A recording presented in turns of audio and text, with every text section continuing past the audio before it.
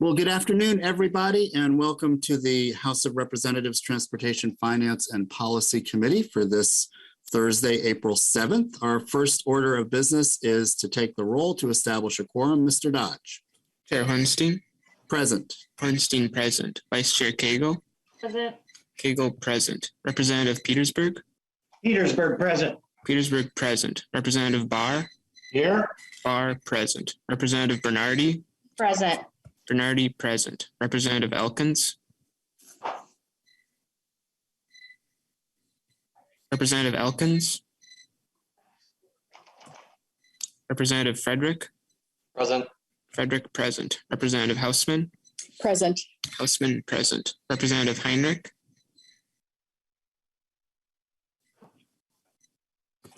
Representative Heinrich.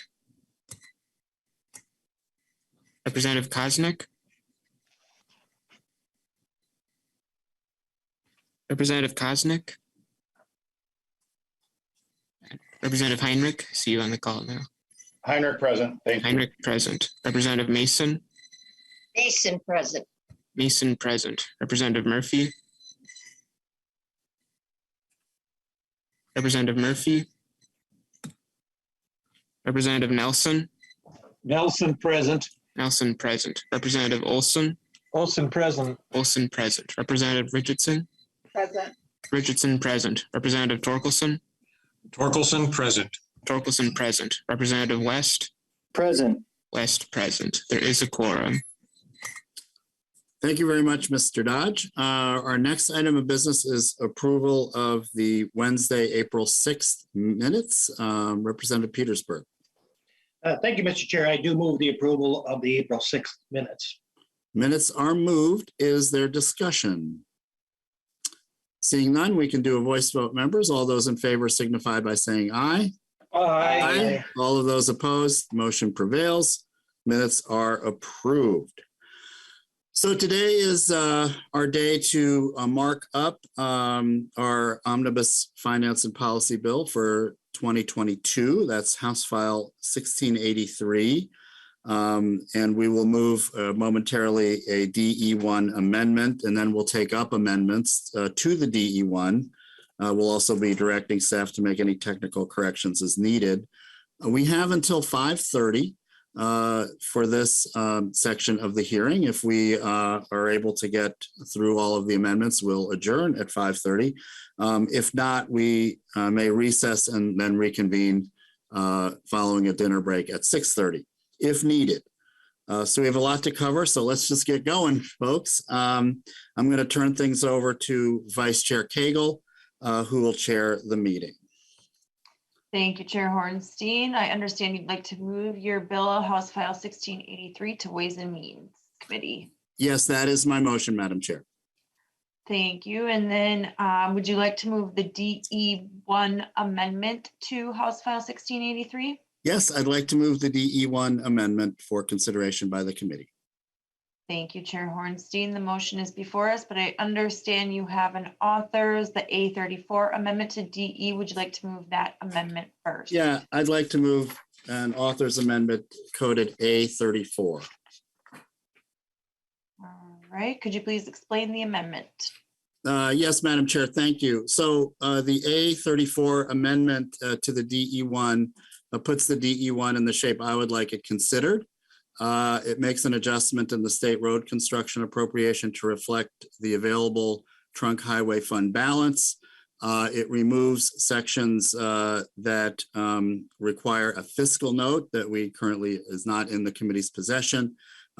Also, there's a provision that needs an additional committee stop, so we can't consider it here as well.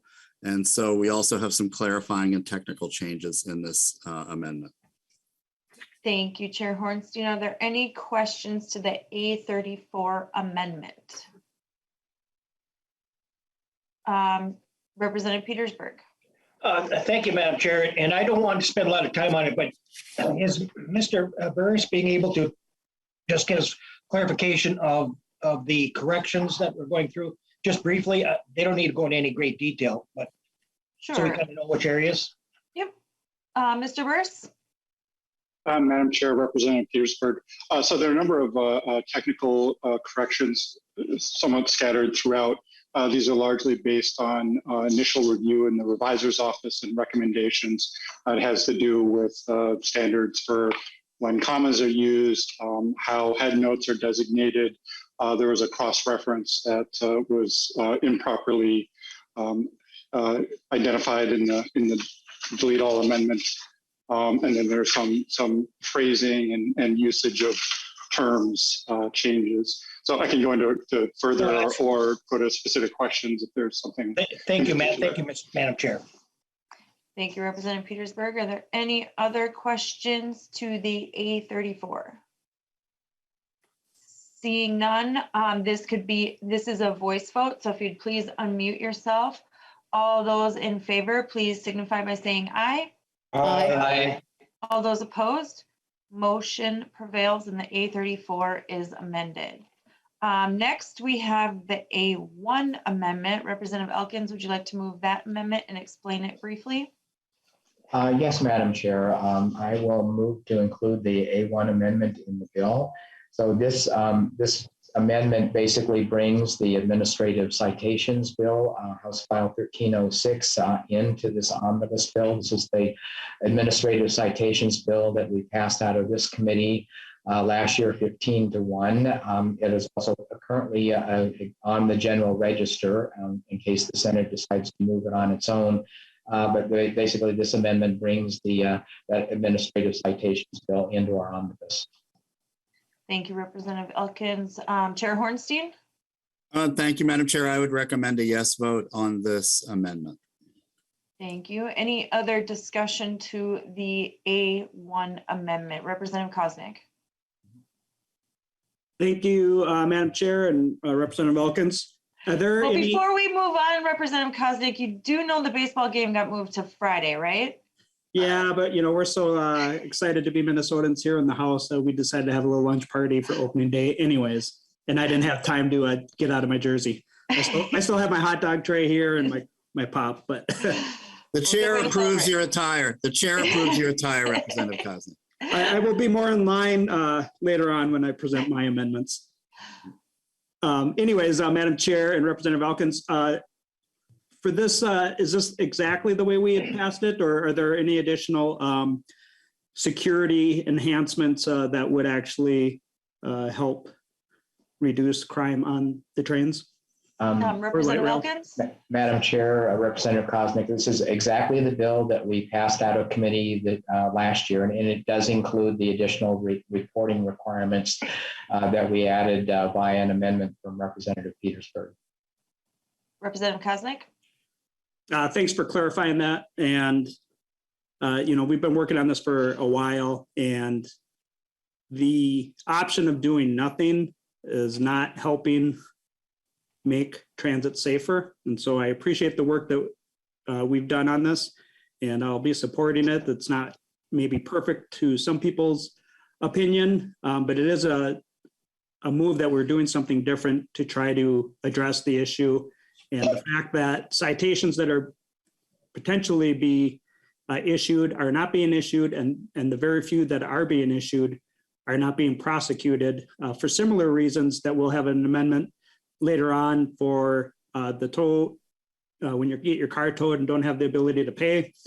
For some of those similar reasons, I think the administrative citations has good merit. Again, we should pass this. I know it's stalled in the other body, but that's their responsibility to address. And hopefully we can continue to do some work there, but doing nothing does not make transit safer. And so we should encourage these citations and see if that moves the direction of safety and security for people that might be going to the Twins game on transit. So thanks for bringing it up. Thank you, Representative Koznick. Are there any other questions to the A1 Amendment? Seeing none, we can do this as a voice vote as well. So please unmute yourselves. All those in favor, please say aye. Aye. Aye. All those opposed, motion prevails. Next up or the motion carries. A1 is adopted. Next up is the A2. Representative Heinrich, do you want to offer this amendment? Yes, thank you, Madam Chair.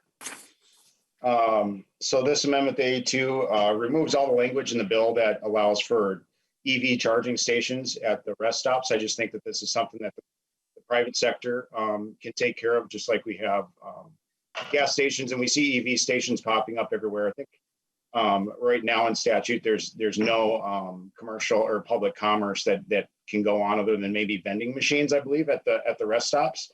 And I think there's probably some good reasons for that. So yeah, I encourage members to go ahead and vote for the A2 amendment. Thank you, Madam Chair. Chair Hornstein?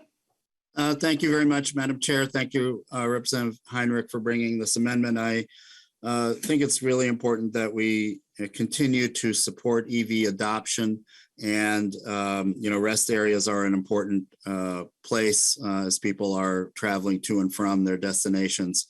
Very strategic to have charging stations there, and I would oppose the amendment, encourage a no vote. Are there any more discussion to the A2 amendment?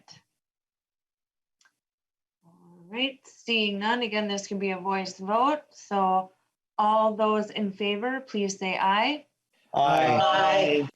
All those opposed, please say no. No. No. The motion does not prevail and the A2 is not adopted. Next up, we have the A3. Representative Heinrich, do you want to offer this amendment as well? That's right. Thank you, Madam Chair. And yeah, so this amendment would make it so that taxpayers aren't on the hook for any charge, installation of these EV charging stations, operation, maintenance, security, any surcharges for electricity. I might be missing a few other things as well, but I tried to make it as encapsulating as possible so that, again, this is it's more, the private sector should take this up, and I just want to make sure taxpayers aren't on the hook for that. Thank you for the time, Madam Chair. Thank you, Representative Heinrich. Chair Hornstein? Thank you very much, Madam Chair and Representative Heinrich. I have a similar argument on this one as well. I think that we need to be encouraging this infrastructure and would oppose the amendment and ask for a no vote. Representative Petersburg.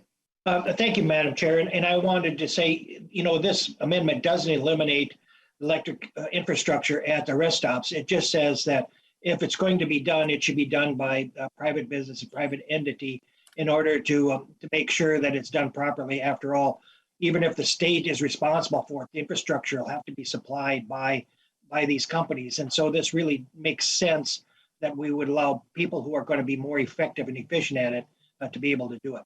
Thank you, Madam Chair. Representative Koznick. I would request a roll call on this amendment, please. Roll call being requested. And anything else besides the roll call request? No, Representative Petersburg hit it.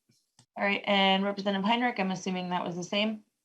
Madam Chair, yes, I was going to do that, and then maybe just ask if Chair Hornstein would indulge the committee just a tad on kind of what does the future look like in your vision, Mr. Chair, for funding of like kind of ongoing maintenance and maybe some other things outside of just the installation in the first place. If you could, Mr. Chair. Thank you, Madam Chair. Hornstein? Thank you, Madam Chair. Thank you for the question, Representative Heinrich.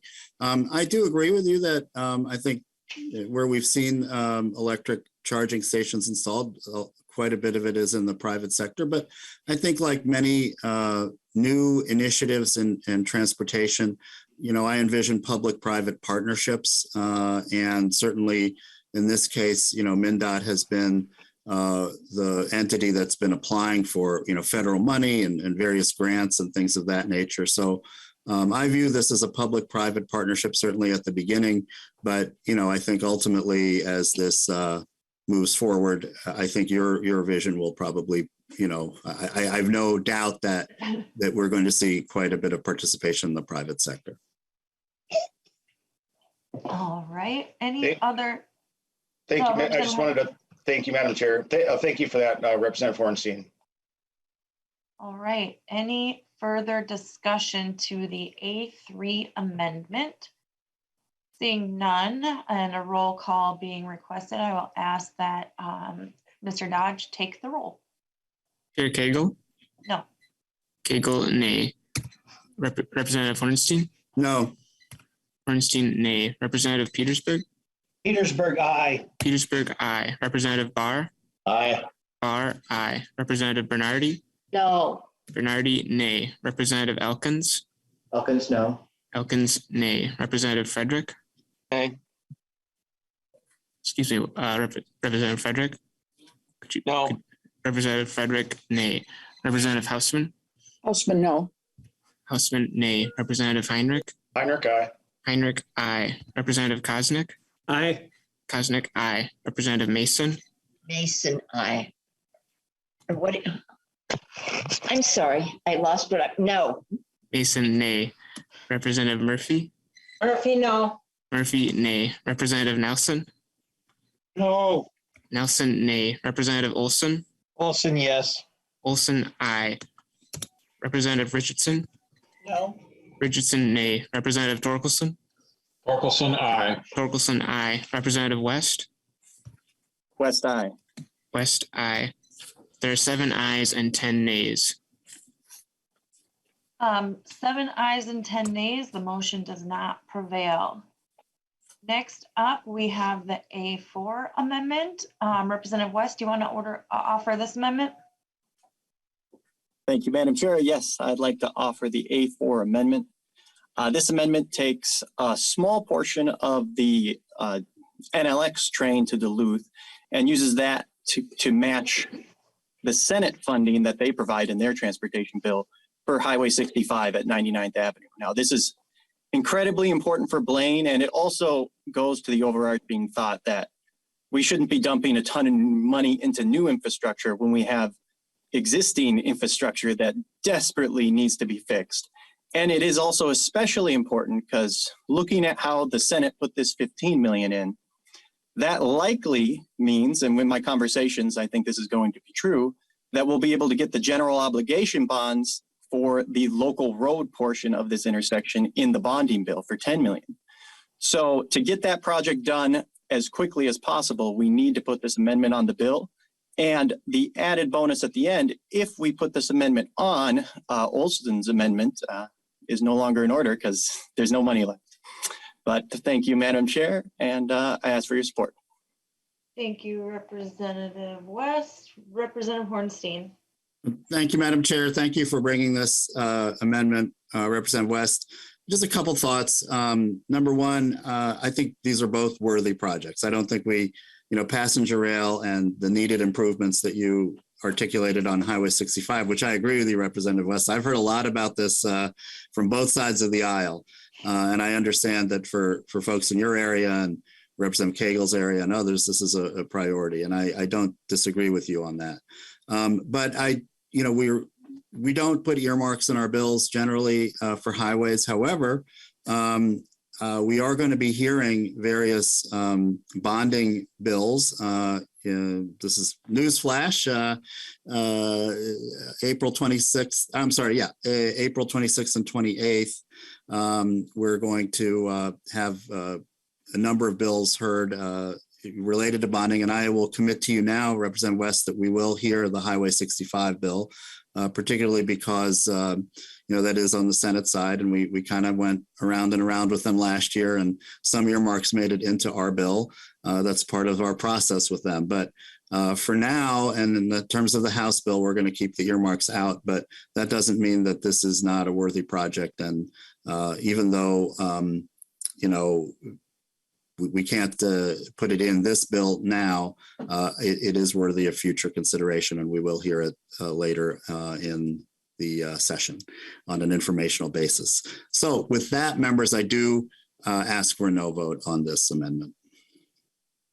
Thank you, Chair Hornstein. Is there any other discussion to the A4 amendment? Madam Chair. Representative West. I will be brief. Well, we kind of do already have earmarks in this bill a little bit, looking at the train funding and those kind of things. So I wouldn't say it's opening up there's earmarks in here. They're just earmarks that are extra favorable to members on this committee. But I think if we want to get a substantial transportation bill done, I think we all acknowledge that earmarks will be a part of the final bill. And I want to see a bill actually make it to the finish line. Thank you, Madam Chair. Seeing no other discussion, this will be a voice vote. So all those in favor, please say aye. Aye. Opposed? No. No. No. The motion does not prevail and the A4 is not adopted. Next up, we have the A5 amendment. Representative Olson, did you want to offer the A5? Yes, thank you, Madam Chair. So I feel like I'm a broken record here, continually attempting to try and snag some small amount of funding for my small cities and my townships. Understand, everyone, that we've had the gas tax for many, many, many years, and not a single penny of that gas tax has gone towards small cities and townships and their roads. And being someone from a small town, I've seen the budget, and our budget was about $30,000 a year for a road repair, which was not anywhere near sufficient to what we need to do to actually keep our infrastructure up to date. We've got small cities that have infrastructure that was put in right at the conclusion of World War II. That's 70 years, members. And so this amendment would just bring the small cities and township fund up to basically what the Senate is proposing in their bill. So I'd ask for a roll call on this amendment, please, Madam Chair. All right, roll call being requested. Chair Hornstein. Thank you, Madam Chair. Thank you, Representative Wilson. And I know that you are authoritative voice on this, having been a mayor of a smaller community. But members, we have a base funding for small cities. I recognize that this is something that has been vexing this committee for decades, actually. And we're trying hard to make sure that we can have dedicated funding for small cities. And I think that we have a position for that in the bill currently.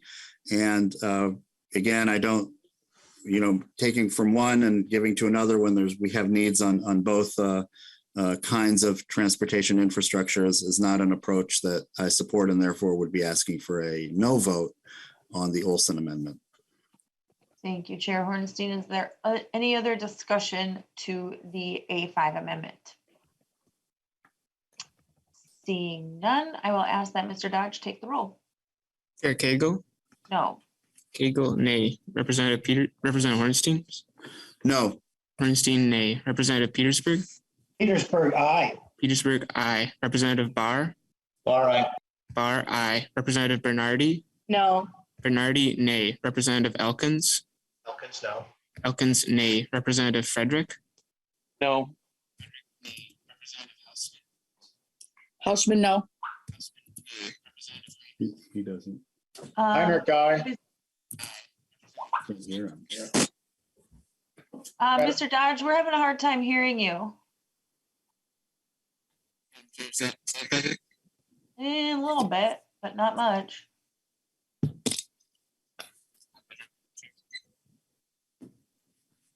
Mr. Howe, would you like to take over the role?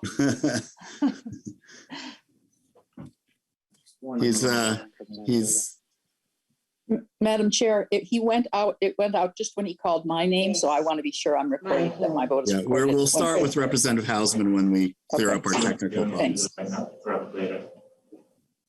Can you do it from your machine? Madam Chair? Yep, I can hear you better now. Okay, thank you. Representative Hausman? Houseman, no. Hausman, nay. Representative Heinrich? Heinrich, aye. Heinrich, aye. Representative Kosnick? Aye.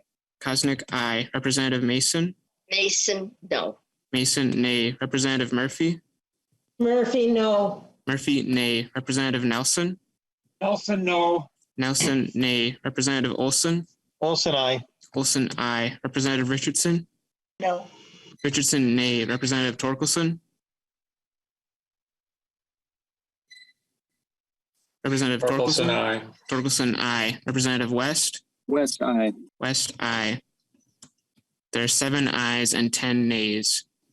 Being 7 ayes and 10 nays, the motion does not prevail and the A5 is not adopted. We will move on to the A6. Representative Heinrich, do you want to offer this amendment? Yes, Madam Chair, thank you. So members, the A6 funds a twin engine helicopter for the State Patrol for $13.85 million. The funding is taken out of the proposal for the active transportation in fiscal year 23 and 24 and in 25. Active transportation would still get $650,000 in fiscal year 23 and $5.3 million in year 24 and 25. And members, I saw a video the other day on YouTube of a gentleman that lives in Portland. And it was just in an area where all the businesses had moved out. There's trash all over the place, really a tough area, and the streets. And nobody was really there, but there was one of the whole lanes was taken and painted green for bikes. And so I think this is a good opportunity to have a vote here that supports law enforcement. Maybe something that can reinforce. We need to stop the spirit of lawlessness happening in our cities. I don't want to see it to go the way of Portland and other cities we've seen in our country. So I think this is a good amendment where we can take some money and make sure we support our law enforcement so that we can have safe cities. So thank you for the consideration, Madam Chair. Representative Torkelson? Well, thank you, Madam Chair. In support of this amendment, I'd just like to remind members that this was an item in the governor's budget, and it's actually a small fraction of what's in the Senate bills. So be a good step toward reaching a final agreement. Thank you, Madam Chair. Madam Chair. Representative Heinrich. Thank you, Madam Chair. I just wanted to request a roll call as well. All right. Representative Hornstein. Thank you, Madam Chair. And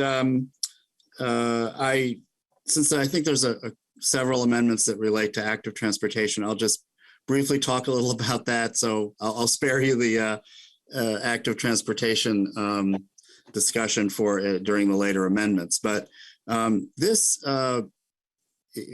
appears in statute. An active transportation account at Mndot actually dates back to 2017 when that was negotiated by Senator Newman and Representative Torkelson at the time, the transportation chairs. And I thought that was a huge step forward to create the account, but it hasn't been funded till last year. We put in the bipartisan transportation agreement last year, $5 million. And members, we're just adding to that fund now.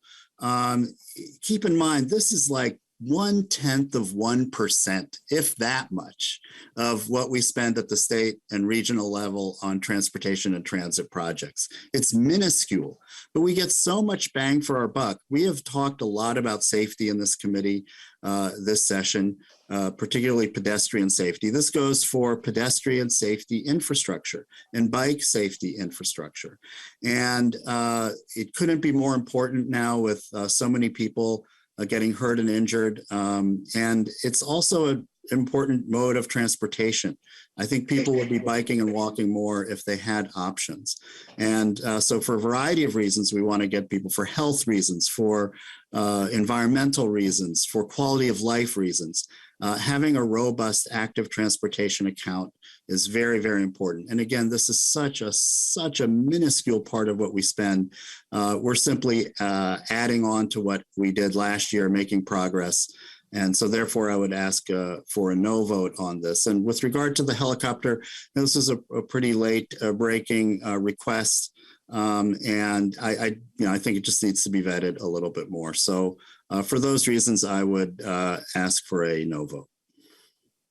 Are there any more discussion to the A6 amendment? Seeing none, I will ask Mr. Dodge to take the roll, hopefully. Chair Cagle? No. Cagle, nay. Representative Hornstein? No. Hornstein, nay. Representative Petersburg? Petersburg, aye. Petersburg, aye. Representative Barr? All right. Barr, aye. Representative Bernardi? No. Bernardi, nay. Representative Elkins? Elkins, nay. Sorry about that. Elkins, nay. Representative Frederick? No. Mr. Dodge, your mic went on again.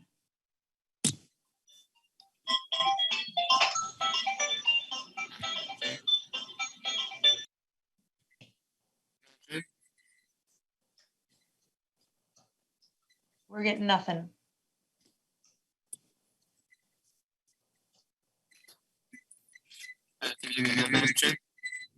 It's still really hard to hear. Just 1 second.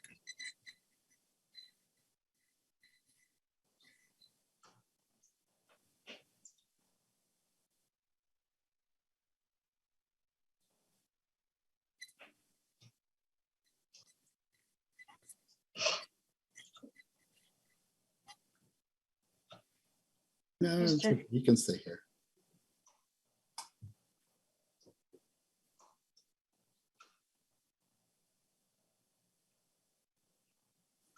This is what we get for requesting roll calls, right? No. Mr. Chair, how would you like us to proceed? We'll just give him one more minute. Hopefully he's changing locations to a better location. Sometimes, I know he's in the SOB and it sometimes catch can here with. Madam Chair, can you hear me? Better, yeah. Much better, yes. And Representative Torkelson has his hand up though. Representative Torkelson? Well, I was just going to interject that if we were all in the SOB, this wouldn't be a problem. All right, Mr. Dodge. Representative Frederick? No. Frederick, nay. Representative Hausman? No. Hausman, nay. Representative Heinrich? Heinrich, aye. Heinrich, aye. Representative Koznick? Koznick votes yes. Koznick, aye. Representative Mason? Mason, no. Mason, nay. Representative Murphy? Murphy, no. Murphy, nay. Representative Nelson? Nelson, no. Nelson, no. Representative Olson? Olson, aye. Olson, aye. Representative Richardson? No. Richardson, nay. Representative Torkelson? Torkelson, aye. Torkelson, aye. Representative West? West, aye. Excuse me, could you repeat, Representative West? West, aye. West, aye. There are 7 ayes and 10 nays. There being 7 ayes and 10 nays, the motion does not prevail and the amendment is not adopted. Next up, we have the A7. Representative Torkelson, would you like to offer this amendment? Thank you, Madam Chair. Yes, I would like to offer the A7 and request a roll call on the amendment. Roll call being requested. Proceed with the, please tell us about the A7. Thank you, Madam Chair. One of the very important projects here in Minnesota that involves freight rail is the Mrsi Fund. It's been established for quite some time now, but it has kind of an uneven history of funding. We identified earlier in testimony that the needs in this short line railroad industry are well in excess of $150 million. The $1 million allocation that's in this bill is less than 1% of the need. I feel it's far less than is necessary to make steady and adequate progress for the short line railroads and this very important industry that, after all, keeps many tons of products off of our highways and streets. That makes as a great benefit to make those highways last longer when they don't have to carry as much weight. Madam Chair, I realize I'm probably not going to be welcomed by where I've sourced these funds, but I do think it's very important that we point out that this particular area is underfunded in this bill. I would hope that as the negotiations move forward, the chair and others would find that the Mrsi program is a critical program that does deserve more than the amount that is presented in the bill as in the DE1 as amended. Thank you, Madam Chair. Yes, I did request a roll call. Yes, you did. Chair Hornstein. Thank you, Madam Chair. Thank you, Representative Torkelson. I agree with you on the importance of this program. I think we just have maybe a difference of opinion on the where it's funded. I heard the bill on this because, again, I agree with your general premise around the need to improve freight rail infrastructure for commerce, for safety reasons, a number of areas that this important program supports. I know that there's a bonding request for this. I put in $1 million as a placeholder so that we have a House position that at least acknowledges the importance of this program. And as you point out, Representative Torkelson, we have a long way to go, but I wanted to make sure that we acknowledge the importance of this program, put in some support, and hopefully the bonding provision can move forward. But if not, we have a backup plan. Thank you. And so for that reason, I would actually ask for a no vote, although it's a more of a friendly no vote, Representative Torkelson. Representative Torkelson. Thank you, Madam Chair. Just very briefly, I just want to remind members that this particular program uses both grants and loans to move forward. So it's not like we're just giving all the money away. We're expecting our partners in the industry to make a contribution to. Thank you, Madam Chair. Thank you. Is there any other discussion to the A7 amendment? Seeing none, I will ask that Mr. Dodge take the roll. Chair Cagle? No. Cagle, nay. Representative Hornstein? Hornstein, no. Hornstein, nay. Representative Petersburg? Petersburg, aye. Petersburg, aye. Representative Barr? Aye. Barr, aye. Representative Bernardi? No. Bernardi, nay. Representative Elkins? Elkins, nay. Elkins, nay. Representative Frederick? No. Frederick, nay. Representative Hausman? Houseman, no. Hausman, nay. Representative Heinrich? Heinrich, aye. Heinrich, aye. Representative Kosnick? Osnick, aye. Kosnick, aye. Representative Mason? Mason, no. Mason, nay. Representative Murphy? Murphy, no. Murphy, nay. Representative Nelson? Nelson, no. Nelson, nay. Representative Olson? Olson, aye. Olson, aye. Representative Richardson? No. Richardson, nay. Representative Torkelson? Torkelson, aye. Torkelson, aye. Representative West? West, aye. West, aye. There are 7 ayes and 10 nays. There being 7 ayes and 10 nays, the motion does not prevail and the A7 is not adopted. We will now move on to I have A9.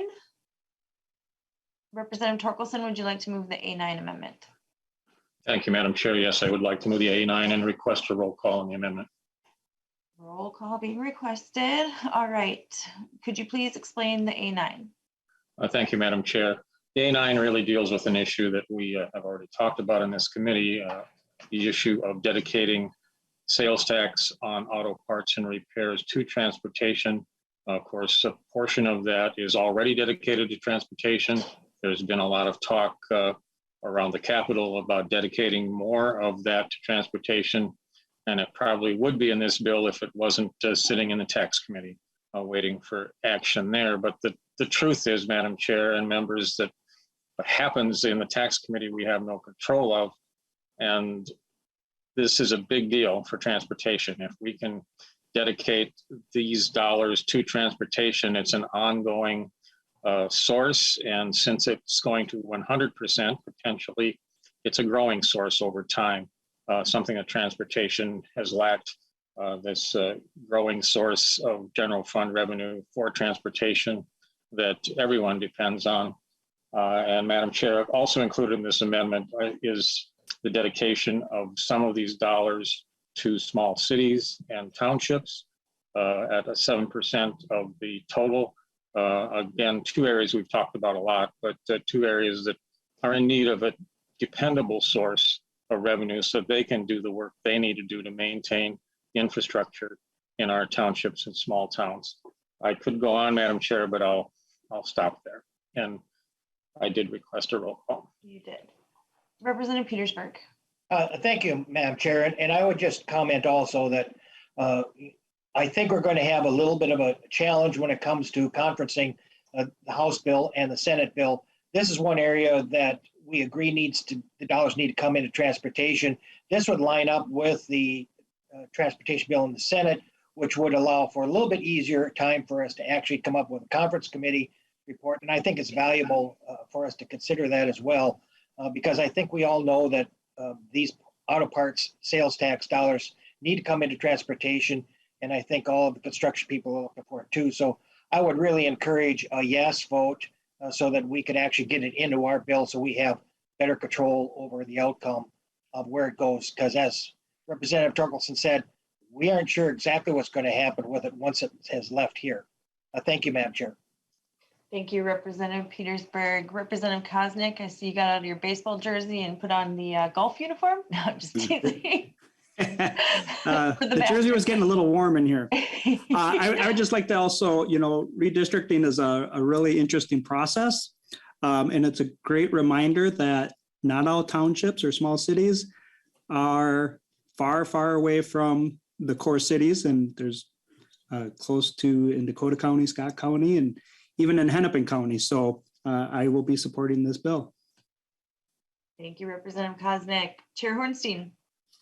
Thank you, Madam Chair, and appreciate your raising this issue. Representative Torkelson, we did take a vote a week ago, which was, I think, pretty groundbreaking for this committee over the last, at least recent years, and moved a version of this amendment out to the tax committee, as you pointed out, Representative Torkelson, and that's where it sits. That's the jurisdiction. This is a huge tax change and tax issue, so that's why it's properly parked there. So I respect that jurisdictional process.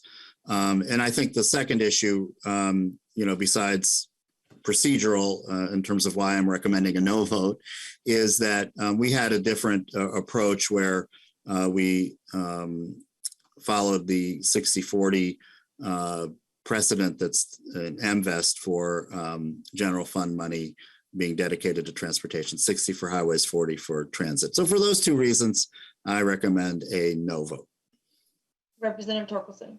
Well, thank you, Madam Chair. I just wanted to be sure to thank Chair Hornstein for giving this issue serious consideration. It's a big step in the right direction. Thank you, Representative Torkelson. Is there any other further discussion to the A9 amendment? Seeing none, I will ask that Mr. Dodge take the roll. Chair Cagle? No. Cagle, nay. Representative Hornstein? Hornstein, no. Hornstein, nay. Representative Petersburg? Petersburg, aye. Petersburg, aye. Representative Barr? All right. Barr, aye. Representative Bernardi? No. Bernardi, nay. Representative Elkins? Elkins, nay. Elkins, nay. Representative Frederick? No. Frederick, nay. Representative Hausman? Houseman, no. Hausman, nay. Representative Koznick, or Representative Heinrich, excuse me. Heinrich, aye. Heinrich, aye. Representative Koznick? Koznick, aye. Koznick, aye. Representative Mason? No. Mason, nay. Representative Murphy? Murphy, no. Murphy, nay. Representative Nelson? Nelson, no. Nelson, nay. Representative Olson? Olson, aye. Olson, aye. Representative Richardson? No. Richardson, nay. Representative Torkelson? Torkelson, aye. Torkelson, aye. Representative West? West, aye. West, aye. There are 7 ayes and 10 nays. There being 7 ayes and 10 nays, the motion does not prevail and the A9 is not adopted. Next, we have the A10 Amendment. Representative Heinrich, did you want to speak to the A10? Yes, Madam Chair, I appreciate it. So members, this bill is, actually the House file is 4599. This was originally a bill, and then I thought maybe this would be a good idea to come in to this bill as an amendment. More on that in a minute, but what this does is the life cycle cost analysis statute was first enacted in 2010, and it essentially just told Mndot to do one. And in 2014, the legislative auditor made some suggestions on how to improve the process. This legislation makes those changes as well as it incorporates changes suggested by Concrete Paving Association and the Asphalt Paving Association. The amendment is or has full agreement by both sides, and so that's good. But today, Madam Chair and Mr. Chair, I'm going to actually withdraw this amendment, and if I can yield the rest of my time to Chair Hornstein to maybe take us down the asphalt and concrete road, show us the roadmap a little further. Thank you, Madam Chair. Chair Hornstein. Thank you, Madam Chair. Thank you, Representative Heinrich, for bringing this. And, you know, I think that we have a real opening and an opportunity to do something that really has been vexing this committee for many, many years, since at least I have been here. We've had the dispute, I think, between these two important transportation industry stakeholders. And I think that through your legislation, as you pointed out, you know, we're on our way to resolving some of those problems. And I think the life cycle analysis is an excellent idea. It's a fairly involved, you know, amendment. If you can see, I'm looking here, it's about 5 pages of new law. It's technical in nature. I think Mndot has some thoughts about it. I had conversations yesterday with the representatives of the concrete and asphalt paving groups, as well as Mndot. And I think that this amendment has a lot of merit, but I think it needs to be vetted a little more. And as I've mentioned, we're going to have a couple of hearings at the end of the month. And I will commit to you on the record here, Representative Heinrich, that we will hear your bill on an informational basis and, you know, hear from folks and, you know, maybe craft a House policy, if you will, that we can bring in towards the end of session in negotiations. So I think that's going to be the proper process at this point. And so I appreciate, you know, you're bringing this forward, and we will be hearing, spoiler alert, we'll be hearing House File 4599 at the end of April, and we'll bring together everyone that has an interest in this issue, and then we'll have a full hearing and opportunity to really dig a little deeper into this, you know, fairly involved bill that you've brought us. But thank you for that, and, you know, I look forward to, you know, working with you as we head towards the end of session. Thank you, Chair Hornstein. Representative Heinrich? Thank you, Madam Chair. Yeah, just to wrap up, I just wanted to thank Chair Hornstein for the consideration and for your words and for your commitment to hear the bill in the future. And also, I want to thank you, Representative Cagle, Madam Chair, here today, and Representative Kosnick for being on the bill as well. That's it. Thank you for the time, Madam Chair. Thank you. With that, we will move on to the A12 Amendment. Representative Petersburg, did you want to offer this amendment? Yes, Madam Chair, I would like to offer the A12, and I would request a roll call. All right, roll call being requested. So this amendment revolves around the task force that's being created to determine how we determine charges and mileage usage or whatever for electric vehicles as well as others. And one of the challenges that we've always had when we started talking about how we deal with mileage based is around data privacy.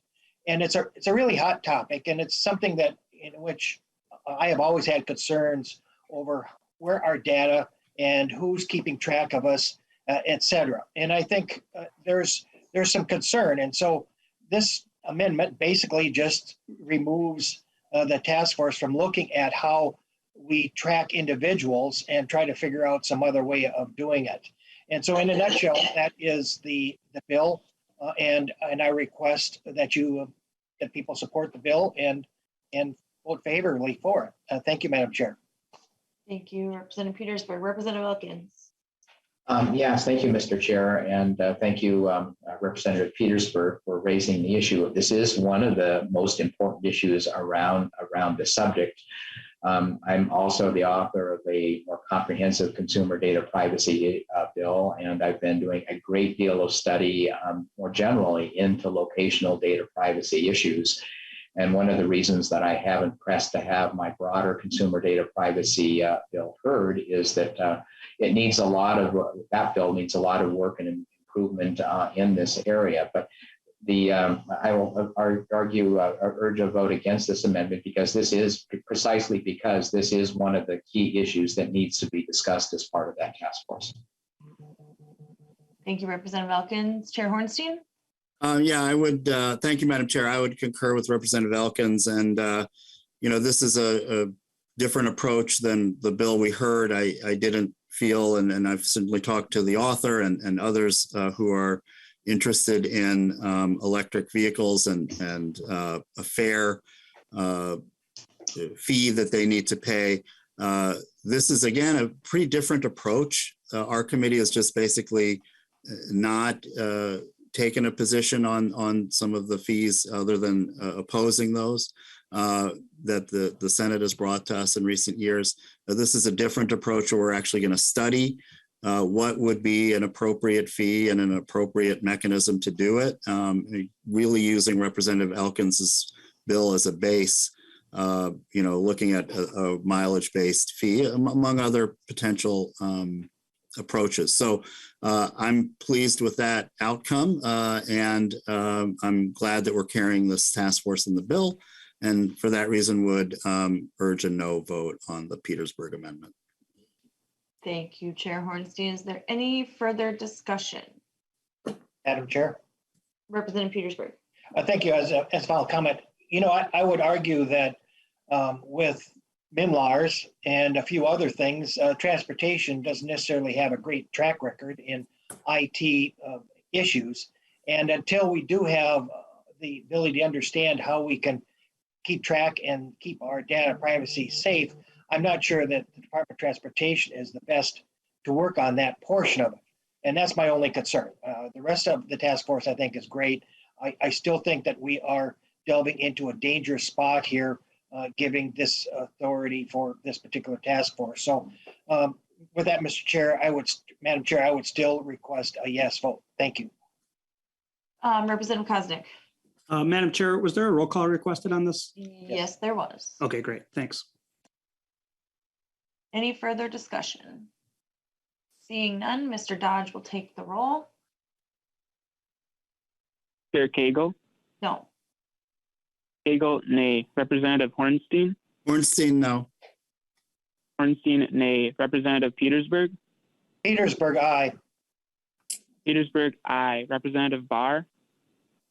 All right. Barr, aye. Representative Bernardi. No. Bernardi, nay. Representative Elkins. Elkins, no. Elkins, nay. Representative Frederick. No. Frederick, nay. Representative Hausman. Hausman, no. Hausman, nay. Representative Heinrich. Heinrich, aye. Heinrich, aye. Representative Koznick. Aye. Koznick, aye. Representative Mason. Mason, no. Mason, nay. Representative Murphy. Murphy, no. Murphy, nay. Representative Nelson. Nelson, no. Nelson, nay. Representative Olson. Olson, aye. Olson, aye. Representative Richardson. No. Richardson, nay. Representative Torkelson. Torkelson, aye.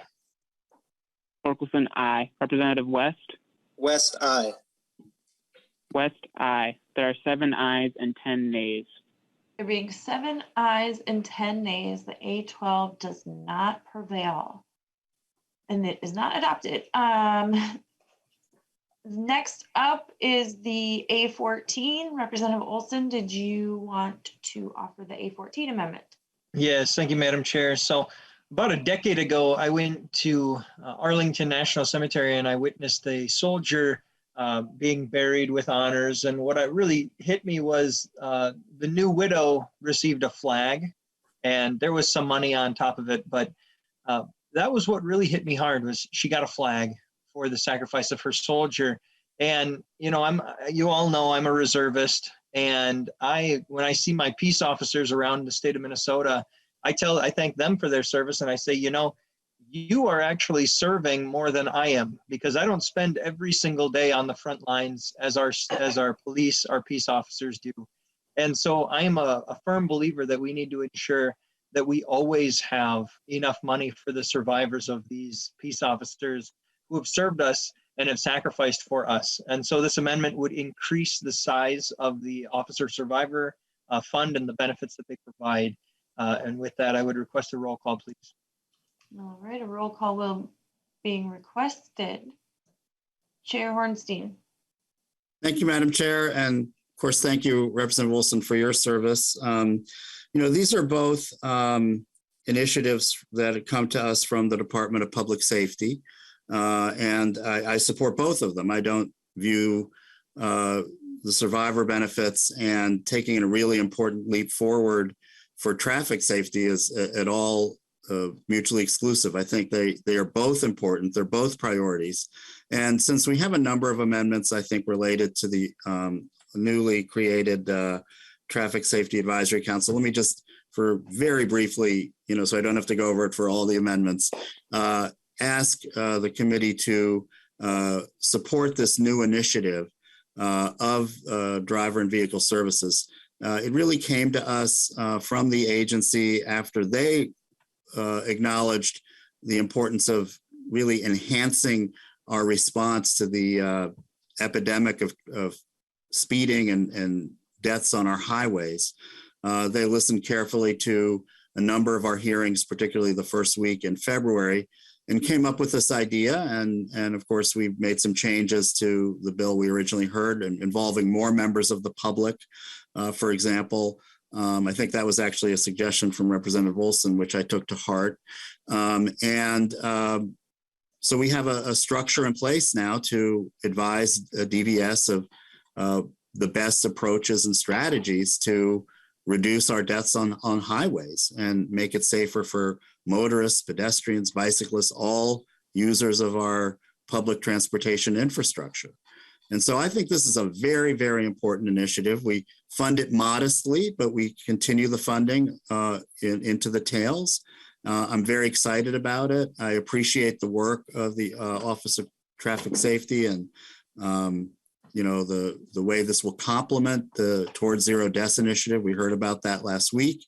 So I would urge a no vote. And again, with appreciation for, you know, the importance of both of these issues, both coming to us from the Department of Public Safety, I would, you know, again, urge a no vote and encourage people to really support our new initiative here on traffic safety. Thank you, Madam Chair.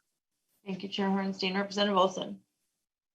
Yeah, to just follow up, you know, and I'll save it because I got another amendment about this new safety council. It gives me a little bit of heartburn, the idea that the government wants to create another program to fix a program that should be doing the job anyways, or could be reestablishing and kind of figuring out what their problems are and how they can better work it. But this amendment would in fact continue to keep that new safety council. It would just remove the funding. So there's no reason why the Towards Zero Deaths initiative shouldn't be able to create this council, or why the Minnesota Department of Transportation shouldn't be able to create this council on their own and utilize staff that they currently have. I think it's an irresponsible idea to hire someone to do the job for someone who can't do the job themselves. So that's just where my heartburn is. So thank you, Madam Chair. Thank you, Representative Olson. Is there any further discussion to the A14 Amendment? Seeing none, I will ask Mr. Dodge to take the roll. Chair Cagle? No. Cagle, nay. Representative Hornstein? Hornstein, no. Hornstein, nay. Representative Petersburg? Petersburg, aye. Petersburg, aye. Representative Barr? All right. Barr, aye. Representative Bernardi? Bernardi, no. Bernardi, nay. Representative Elkins? Elkins, no. Elkins, nay. Representative Frederick? No. Frederick, nay. Representative Hausman? Houseman, no. Hausman, nay. Representative Heinrich? Heinrich, aye. Heinrich, aye. Representative Koznick? Cosnick, aye. Koznick, aye. Representative Mason? Mason, no.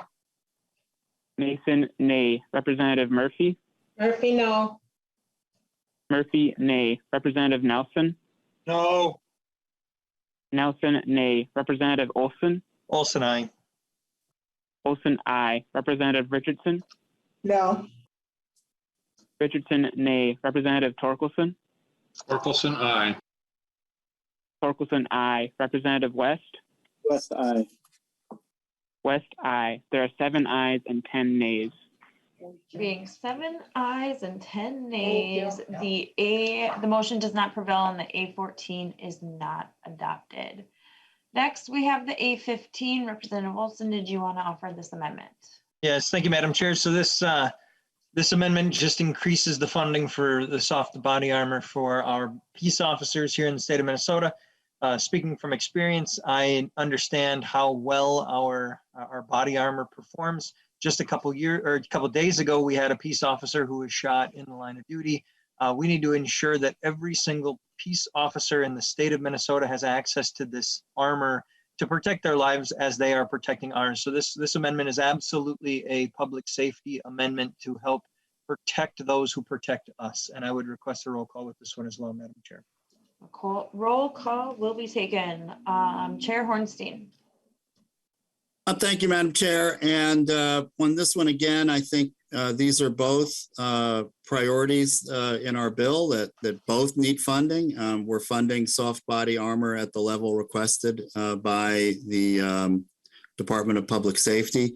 And the planning for arterial bus rapid transit is very important. This is actually one of the transit issues where I think there is some really strong bipartisanship. We funded a couple of lines last year in our bill with the Senate, and we have several more proposals. This is just simply planning for 3 more additional lines. These are, it's a mode of transit that has been very resilient even during the pandemic. It's very popular. It's very forward-looking. It's the future. Again, I don't think we need to pit public safety against important transit improvements, particularly a transit mode that is really supported on a bipartisan basis. So for those reasons, I ask for a no vote. Is there any further discussion to the A15 amendment? Seeing none, I will ask that Mr. Dodge take the roll. Chair votes no. Chair Cagle, no. Representative Hornstein? Hornstein, no. Hornstein, nay. Representative Petersburg? Petersburg, aye. Petersburg, aye. Representative Barr? All right. Barr, aye. Representative Bernardi? No. Bernardi, nay. Representative Elkins? Elkins, no. Elkins, nay. Representative Frederick? No. Frederick, nay. Representative Hausman? Houseman, no. Hausman, nay. Representative Heinrich? Heinrich, aye. Heinrich, aye. Representative Koznick? Aye. Koznick, aye. Representative Mason? Mason, no. Mason, nay. Representative Murphy? Murphy, no. Murphy, nay. Representative Nelson? Nelson, no. Nelson, nay. Representative Olson? Olson, aye. Olson, aye. Representative Richardson? No. Richardson, nay. Representative Torkelson? Torkelson, aye. Torkelson, aye. Representative West? West, aye. West, aye. There are 7 ayes and 10 nays. The motion with 7 ayes and 10 nays, the motion does not prevail and the A15 is not adopted. Next, we have the A16 Amendment. Representative Koznick, did you want to offer the A16 Amendment? Yes, Madam Chair, I would move to amend the House File 1638 with the A16 Amendment. I think we're amending the DE. But Yeah, the DE, correct. okay, could you please explain the A16 Amendment? Yes, thank you, Madam Chair. Members, inside the packet, there was a letter of support from the city of Lakeville, significantly saying this project would enhance the rail network throughout Minnesota and the upper Midwest. And as I had mentioned in committee, this is a bill that enhances the overall transportation system by assisting our rail use. Maybe other members could mute, please. To enhance our overall transportation system by assisting our rail use to improve the efficiency of freight throughout the state. And as I had mentioned, that while this project is located in the district that I represent, the work that's done here is a link and connected to many communities and industries throughout the state. Much like the Corridors of Commerce program, rail really is another mode of connecting communities across the state. And the storage of rail cars in Lakeville is connected to the work that is being done or to be done in many other areas of the state that include, for this particular short rail line, Minneapolis, Bloomington, Eagan, Rosemont, Cannon Falls, Randolph, Northfield, Faribault, and even northern Iowa from Mason City to Clear Lake. But then also this frees up and enhances freight traffic across the entire state into the northern part of the state as well. So I appreciate your consideration. Members, Mr. Chair, this is a provision that is in the Senate bill. And so I am actually doing you a favor by getting your bills to merge a little bit together. And you yourself, I know, is a big advocate of using and enhancing multi modes of transportation. And this is one that we don't always spend a lot of time on. So I would appreciate your support. And if you can't, a friendly no would be appreciated. Chair Hornstein. Thank you, Representative Koznick. And you're right, we don't spend a lot of time on this. And that is why I heard your bill. We gave it a hearing and I thought the representative, the individual from Lakeville did a really good job. It's an important project. I don't dispute that, but there are some, so here's the friendly no, Representative Koznick. I have talked a little bit with some of the administrators of the Mrsi program. And so, there are just a couple of issues here with this. It's bypassing, the normal project selection process. And, by doing that, it then reduces the other, the funding available for other competitive grants and loans for other worthy projects, not to say this isn't worthy.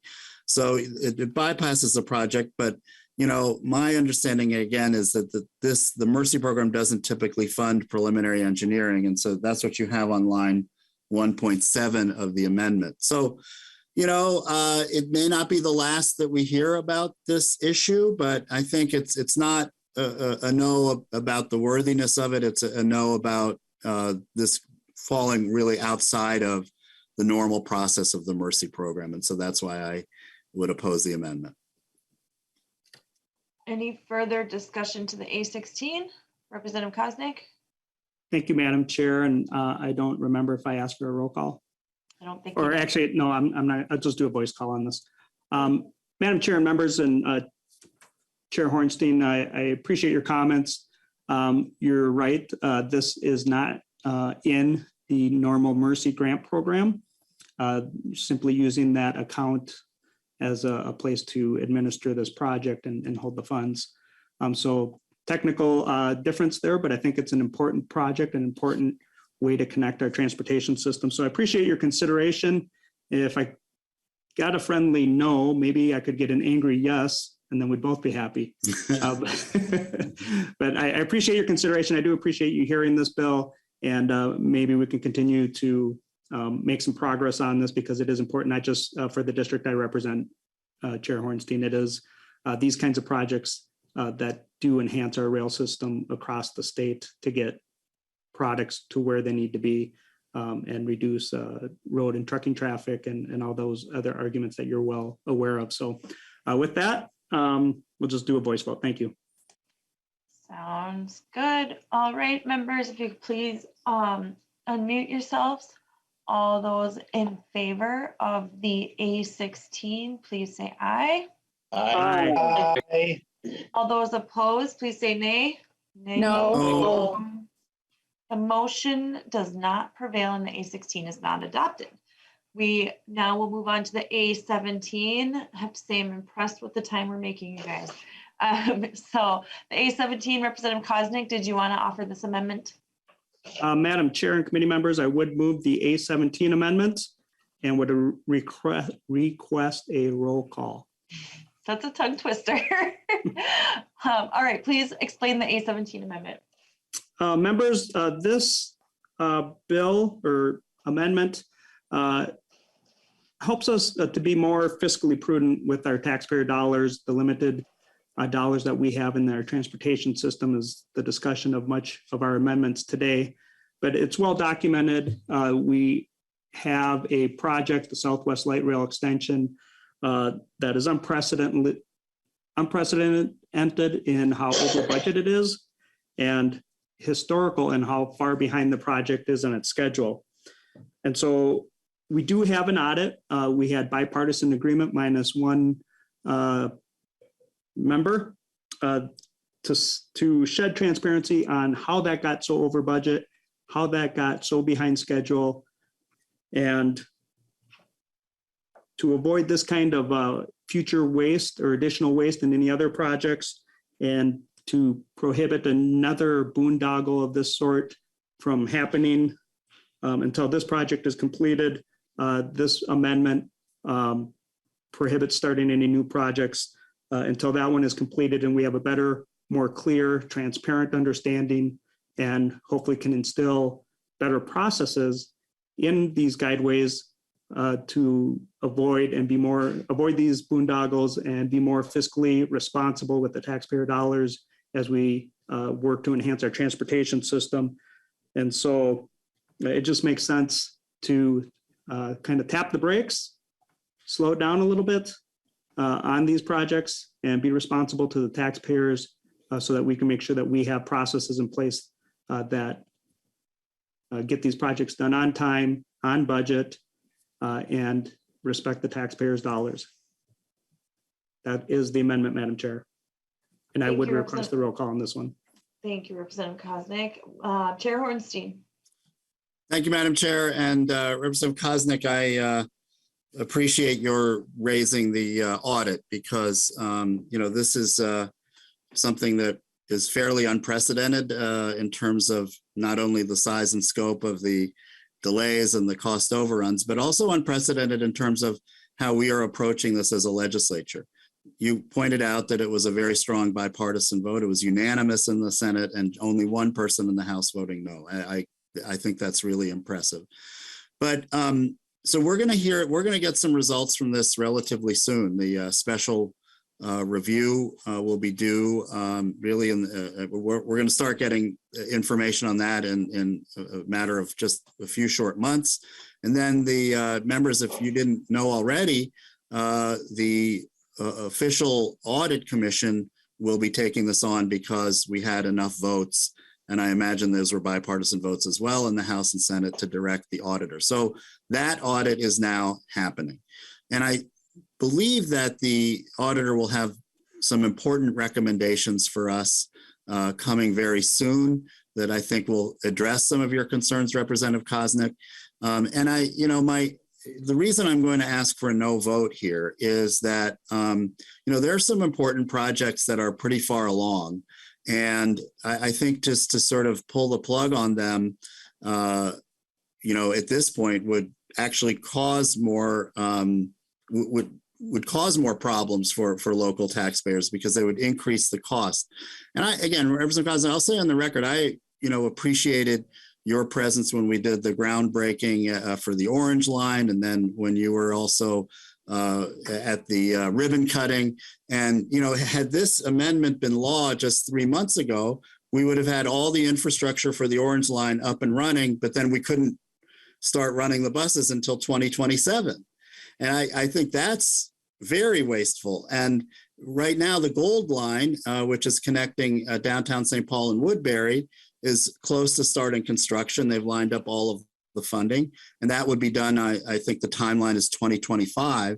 And so I don't think it's responsible to penalize people in Woodbury who have been waiting for this line because there were some bad decisions made on Southwest. I think, you know, I will admit, you know, the routing decision was not a good one. And of course, we've had the issues with the cost overruns, which I think have to do with the contractor. And, you know, we're going to be getting those answers. So I think this is not a responsible way to go about addressing this issue. I think it'll be actually more costly. And we have some projects that are in the works that, you know, really deserve to move forward. Most immediately, it's the Gold Line, but there's some others. So I would ask for a no vote. Thank you, Chair Hornstein. Is there any other discussion to the A17 amendment? Seeing none, I will ask Mr. Dodge to take the roll. And Closing comments. What was that? Oh, sorry, Representative Koznick. Go ahead. Thank you. Chair Hornstein, appreciate the comments, and you know, the results of the audit in a couple months is hopefully will shed some light and we can establish some new procedures and correct bad policy in terms of these projects. But this particular project is scheduled to be done for years, and I would hate to continue down the road of bad project management over the next couple of years and losing more money on these projects. So that is why I brought the amendment, but I respect your opinion, and we can proceed with the roll call. Thank you, sir and ma'am. Thank you, Representative Koznick. Seeing no further discussion to the A17, Mr. Dodge, can you please take the roll? And chair votes no. Hagel, nay. Representative Hornstein? Hornstein, no. Hornstein, nay. Representative Petersburg? Petersburg, aye. Petersburg, aye. Representative Barr? All right. Barr, aye. Representative Bernardi? Bernardi, nay. Bernardi, nay. Representative Elkins? Elkins, no. Elkins, nay. Representative Frederick? No. Frederick, nay. Representative Hausman? Houseman, no. Hausman, nay. Representative Heinrich? Heinrich, aye. Heinrich, aye. Representative Koznick? Koznick, aye. Koznick, aye. Representative Mason?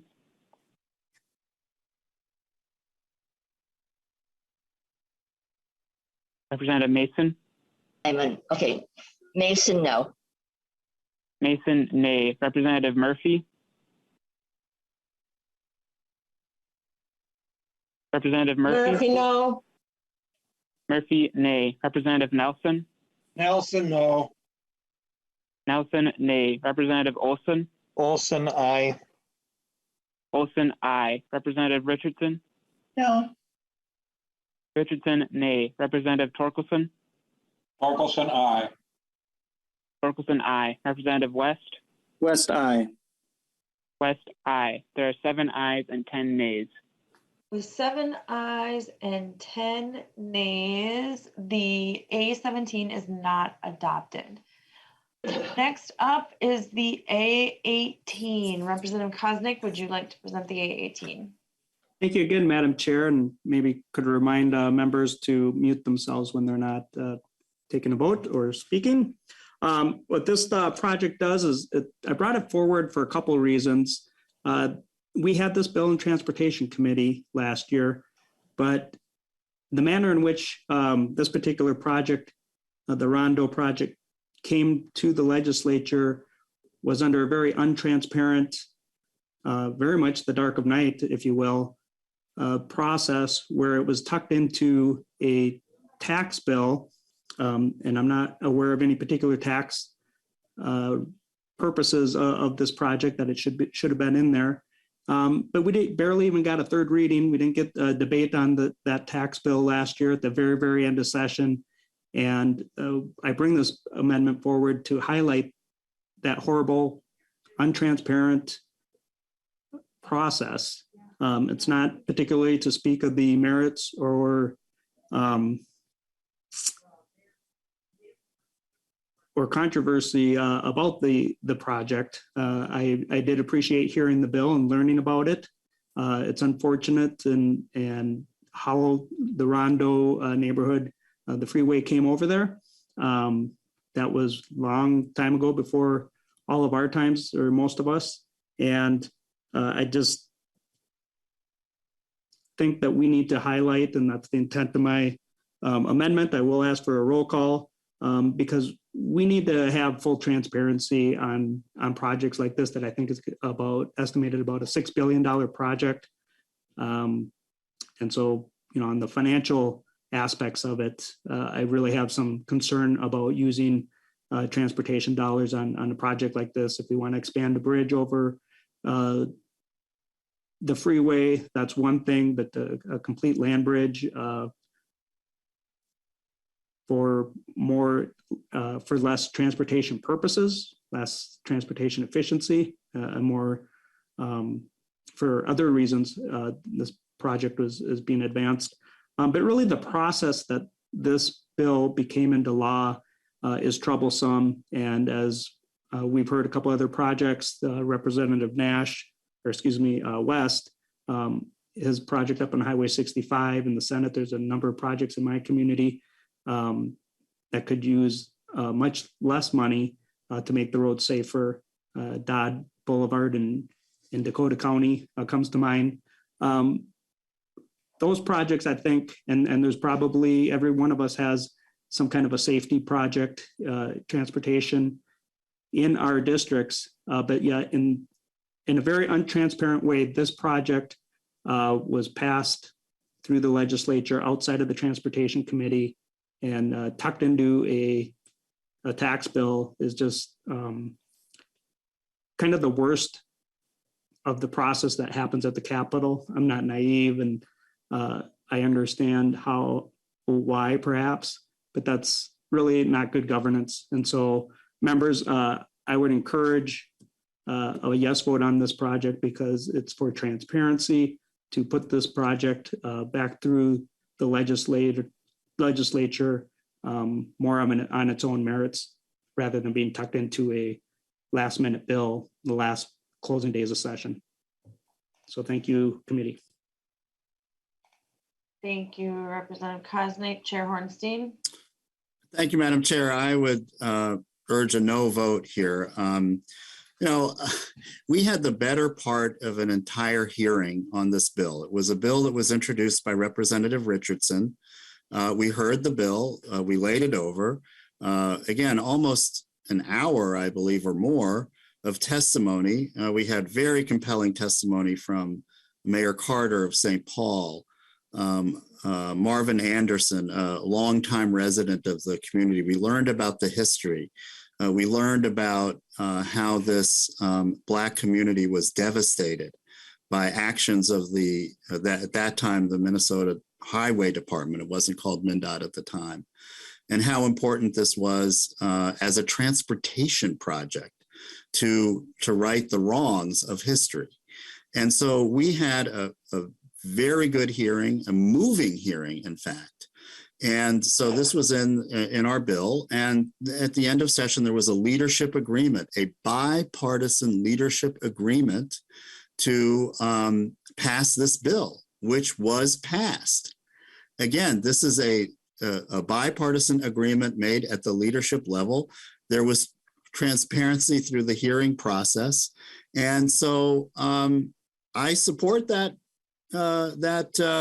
decision that was made to make sure that this extremely important project was funded. And it is proceeding along.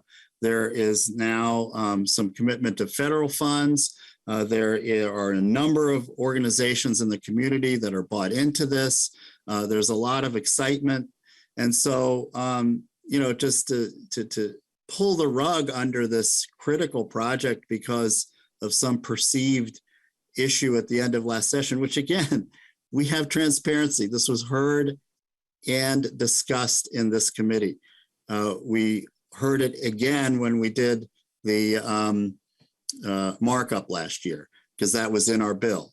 So there's no issue with transparency here. This was a very transparent process. And our leadership on a bipartisan basis approved this project. And it's been very successful so far. I mean, a lot of additional resources being committed and community engagement happening. So I would just strongly oppose this and urge the committee to reject this A18 amendment. Thank you, Chair Hornstein. And I also wanted to mention too that there part of this amendment prohibits us from using federal funds for this program, and which there's quite a significant amount of money in the IIJA program that is specifically geared towards reconnecting communities. And so I think it would be a huge mistake for us to prohibit Mndot or Met Council from using those federal funds. Representative Koznick. Thank you, Madam Chair. Seeing no other committee comments. I appreciate the discussion, Representative Hornstein, Chair Hornstein.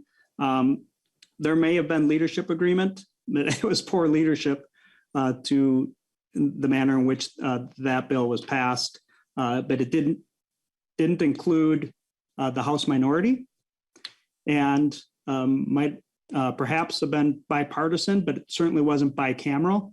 In fact, it was very partisan. I don't believe that there were any votes from the House minority on that bill that included this project. And Chair, Vice Chair Cagle, you bring up a good point about new additional funding.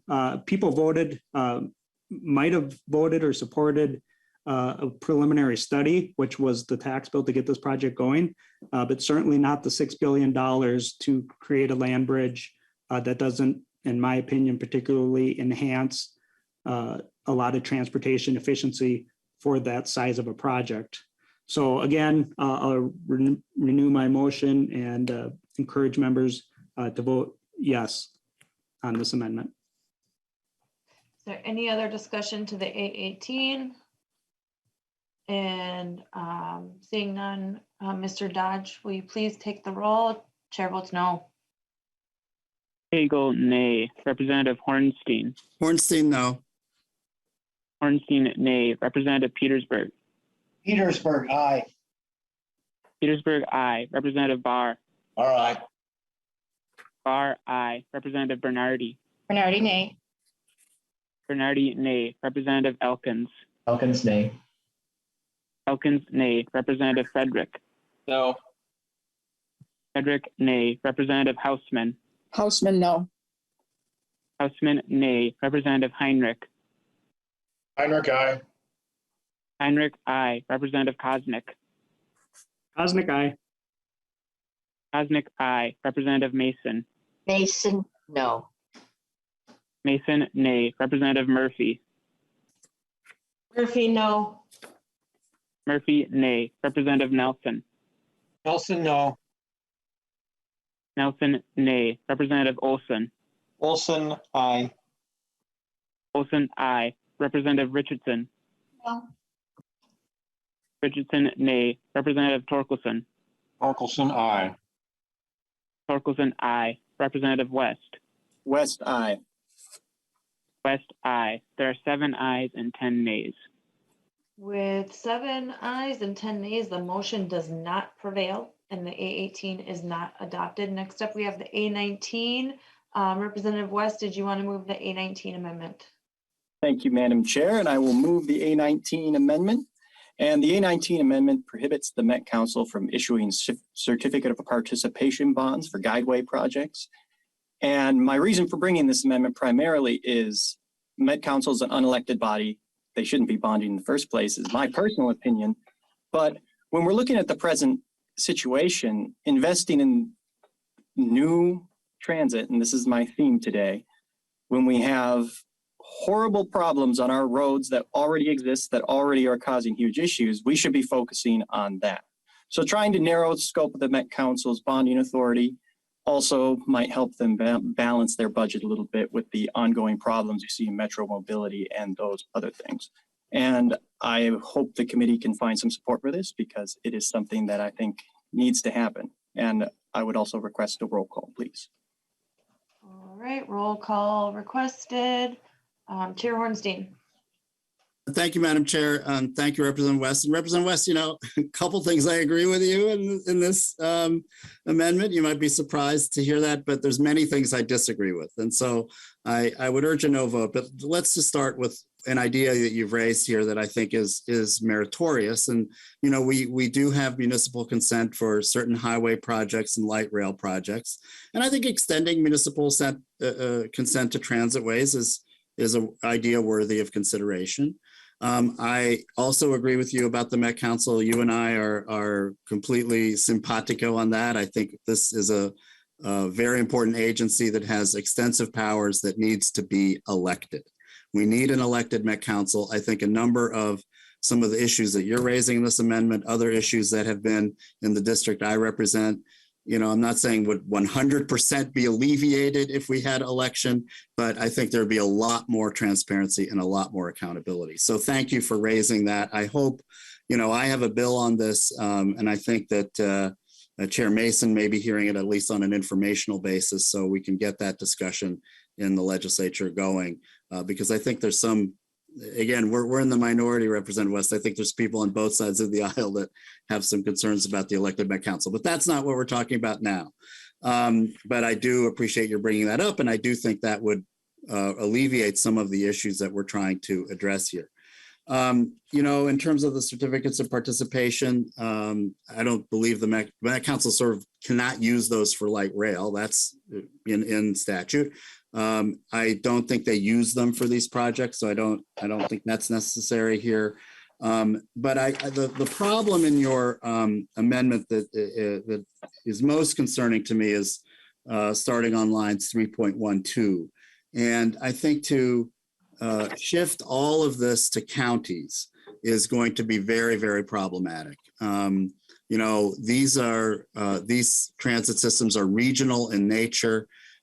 So I have two issues with Section 53 in your amendment. One is I think it balkanizes our system. We have then a county by county situation rather than a regional situation. And I think that responsibility for our transit system is a shared responsibility between the Met Council and counties. So shifting all of this to the counties, I think is hugely problematic. And that's the main reason I oppose this. I also think there's some issues with how the municipal consent piece is structured, in terms of the timing of the consent. And to your last point, we need support for roads and for transit. Transit now more than ever is critical for so many people, for mobility, getting people to jobs. There is a climate aspect to transit that's critical, an equity issue with that. And I think this would really put a damper on our future transit plans. So for those reasons, I ask for a no vote, but there are a couple things, Representative West, that I think are certainly are interesting, and I would like to, potentially pursue with you in the future. But again, I think 3.12 county responsibility for guideway funding is, as far as I'm concerned, a non-starter. So I would urge a no vote. Representative West. Thank you, Mr. Chair. We can just go to the vote.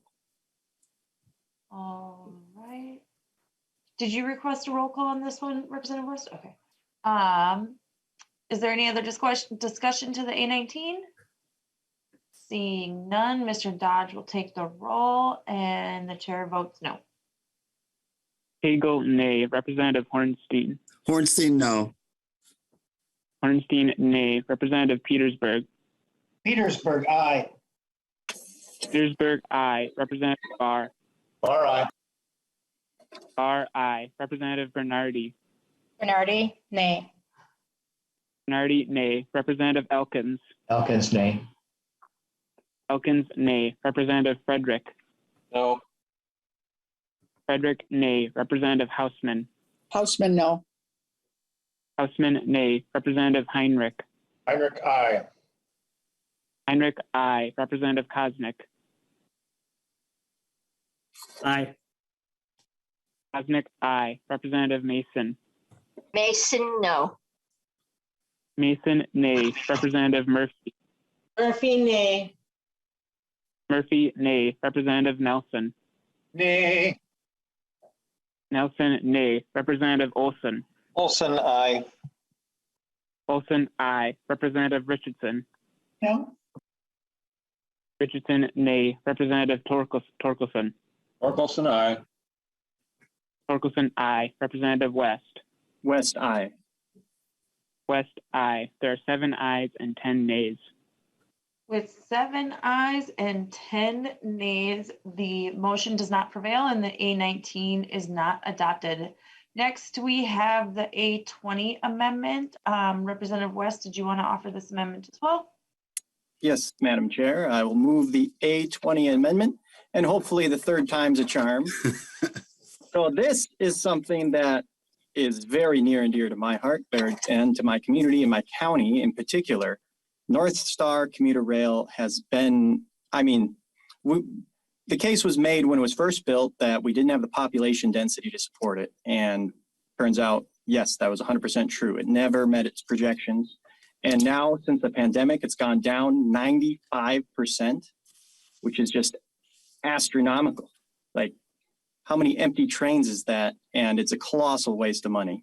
And they just recently suspended rides down to Twins games, which is one of the few reasons I would ever consider riding it. So it's something that's a giant money sink for my county. It's gonna be a big problem, and it has been a big problem. That's gonna make it difficult for the county to balance its books, which can lead to property tax increases. And that is not what we want up here in Anoka County. I think the 5% of the people who still ride it can find other means to transport themselves. And it also goes to the broader theme of, with COVID, we saw people working from home. More people work from home than even use the transit system. And that was true in some areas before the pandemic. Now I'm sure it's true everywhere. So we have these money sinks that are just killing us, and especially Anoka County in particular with this one. So if we can terminate this and move on, we can focus on the real infrastructure problems like fixing Highway 65. Chair, I'd request a roll call, and you might get tired of hearing me about Highway 65, but this is my last amendment. All right, roll call being requested. I'm going to take a little bit of a prerogative here and comment on this one as well. So I actually live right along the line, and I know Representative Heinrich knows this pretty well, but Highway 10 is going to be under construction for the next 4 years.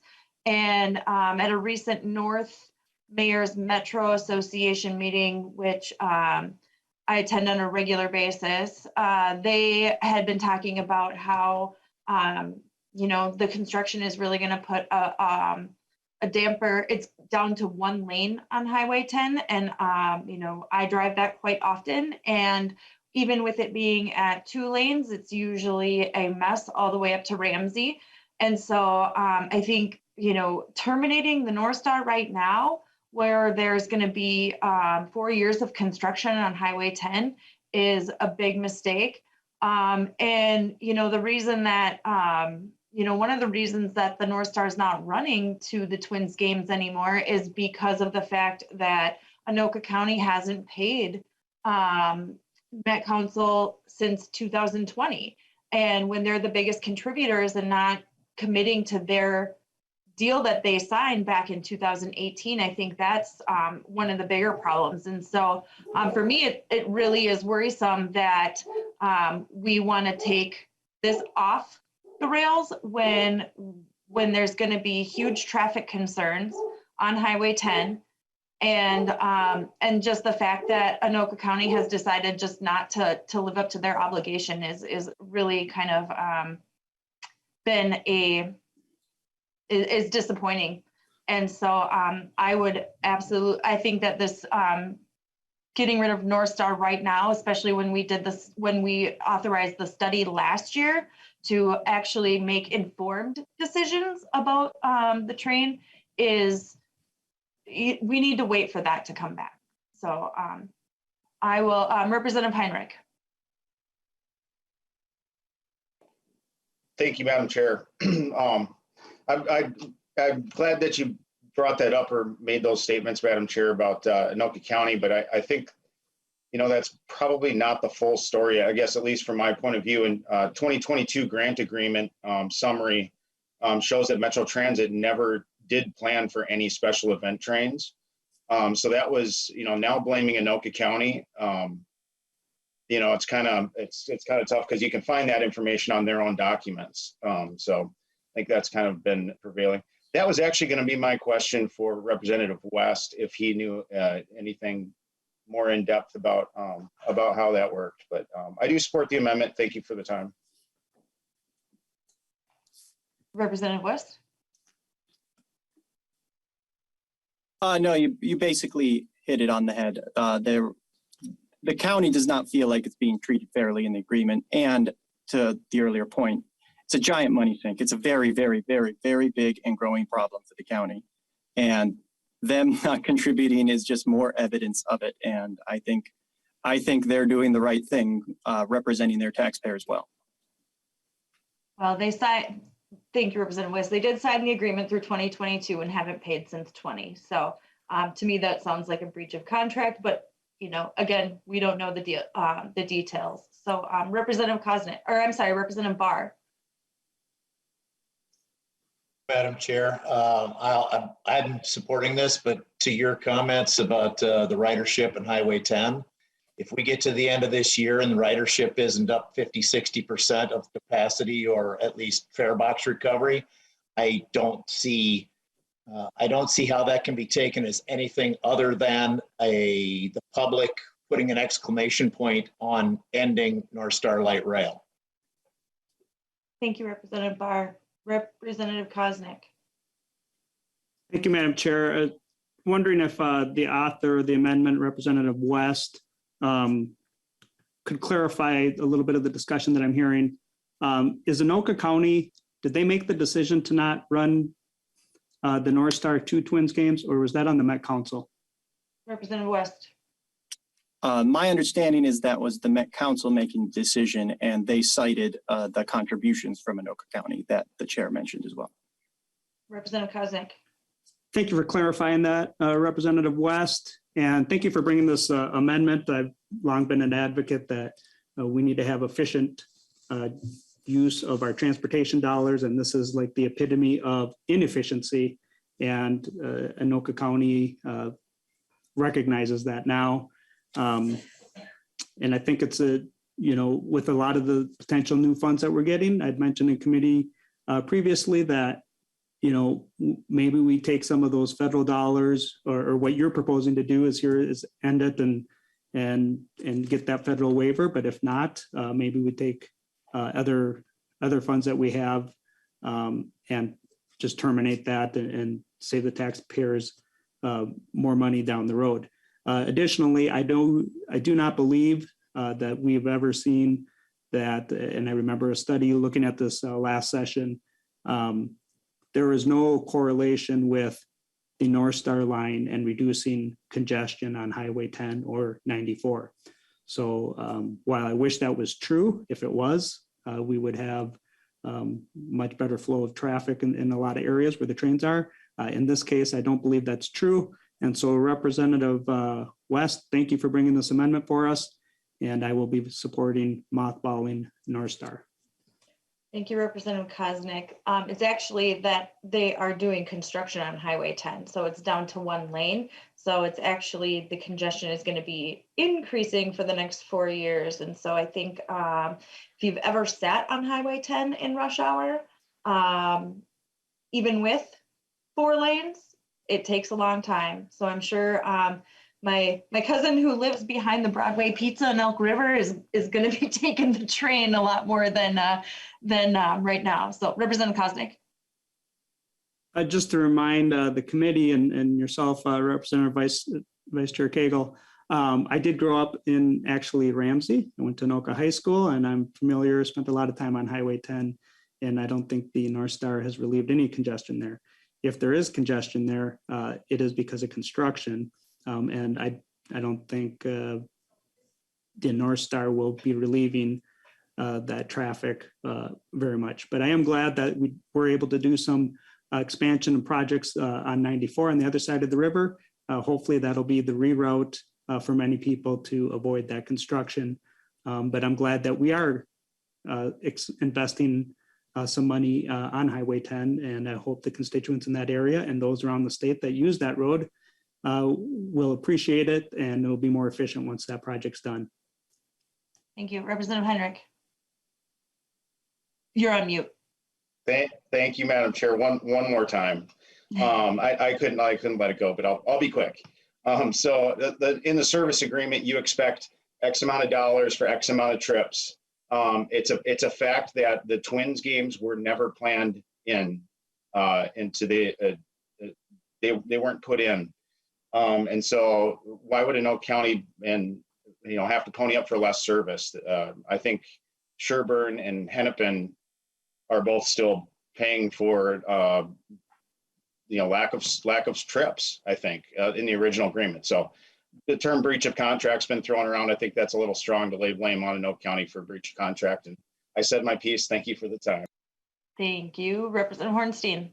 Thanks, members, for this good discussion. And so just a couple pieces to the amendment that I wanted to talk about, and I will be recommending a no vote.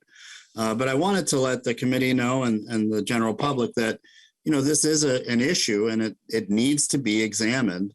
The amendment deals just with the FTA, but there are ongoing conversations between all of the entities involved with this. Mndot, BNSF Railroad, the state, counties, the state through Mndot, and of course the Metropolitan Council. And there are active discussions that are putting all options on the table, including, not only reducing the service, but potentially eliminating the service or making adjustments to continuing the service.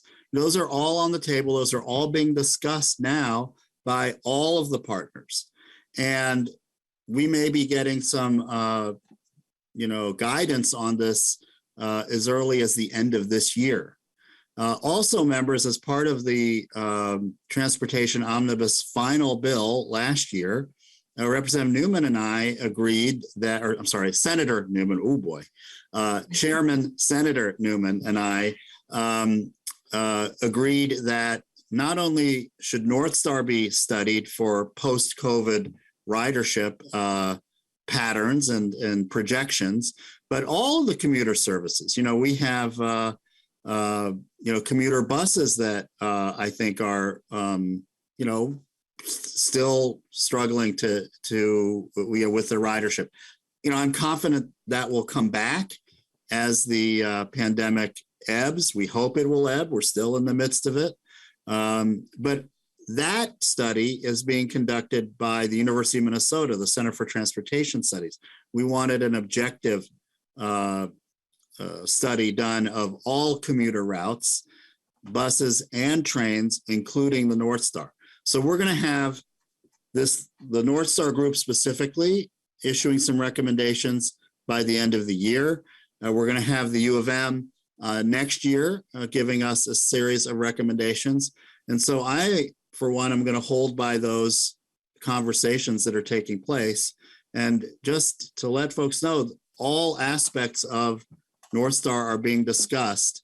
And I prefer to wait for the results of those discussions before we move on this. And again, one of the problems with this amendment is it only deals with the FTA when we have many, many other entities that are meeting.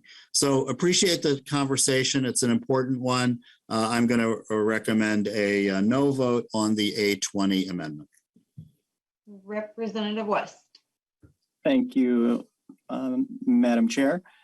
And that's the big frustrating thing about when we build these rail is they'll come with these projections that sound wonderful. They're never true. And then we're just stuck with it. Once they're built, we just can't get rid of them. And that goes to, another part of the bill, building the Duluth train. Although a lot of that is shared, we're just incurring all these expenses with these rosy projections that are never true. So now that we're down 95% ridership, now is the time to end North Star, and the counties that host it don't want it. Let's help them out so they can concentrate on, county roads like 109th, crossing Highway 65. I mean, that's where we need the money. We don't need the money in North Star Light Rail. It's not helping anyone at this point. Thank you, Madam Chair. And did you request a roll call on this one? Yes. Yes. Okay. Any other discussion? Seeing none, I will ask Mr. Dodge to take the roll. Chair votes no. Hagel, nay. Representative Hornstein. Hornstein, no. Hornstein, nay. Representative Petersburg. Petersburg, aye. Petersburg, aye. Representative Barr. All right. Barr, aye. Representative Bernardi. Bernardi, nay. Bernardi, nay. Representative Elkins. Elkins, nay. Elkins, nay. Representative Frederick. Nay. Representative Frederick, can you repeat? Nay. Frederick, nay. Representative Hausman. Houseman, no. Hausman, nay. Representative Heinrich.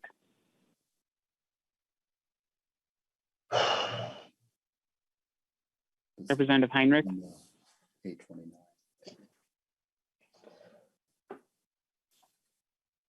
Representative Koznick.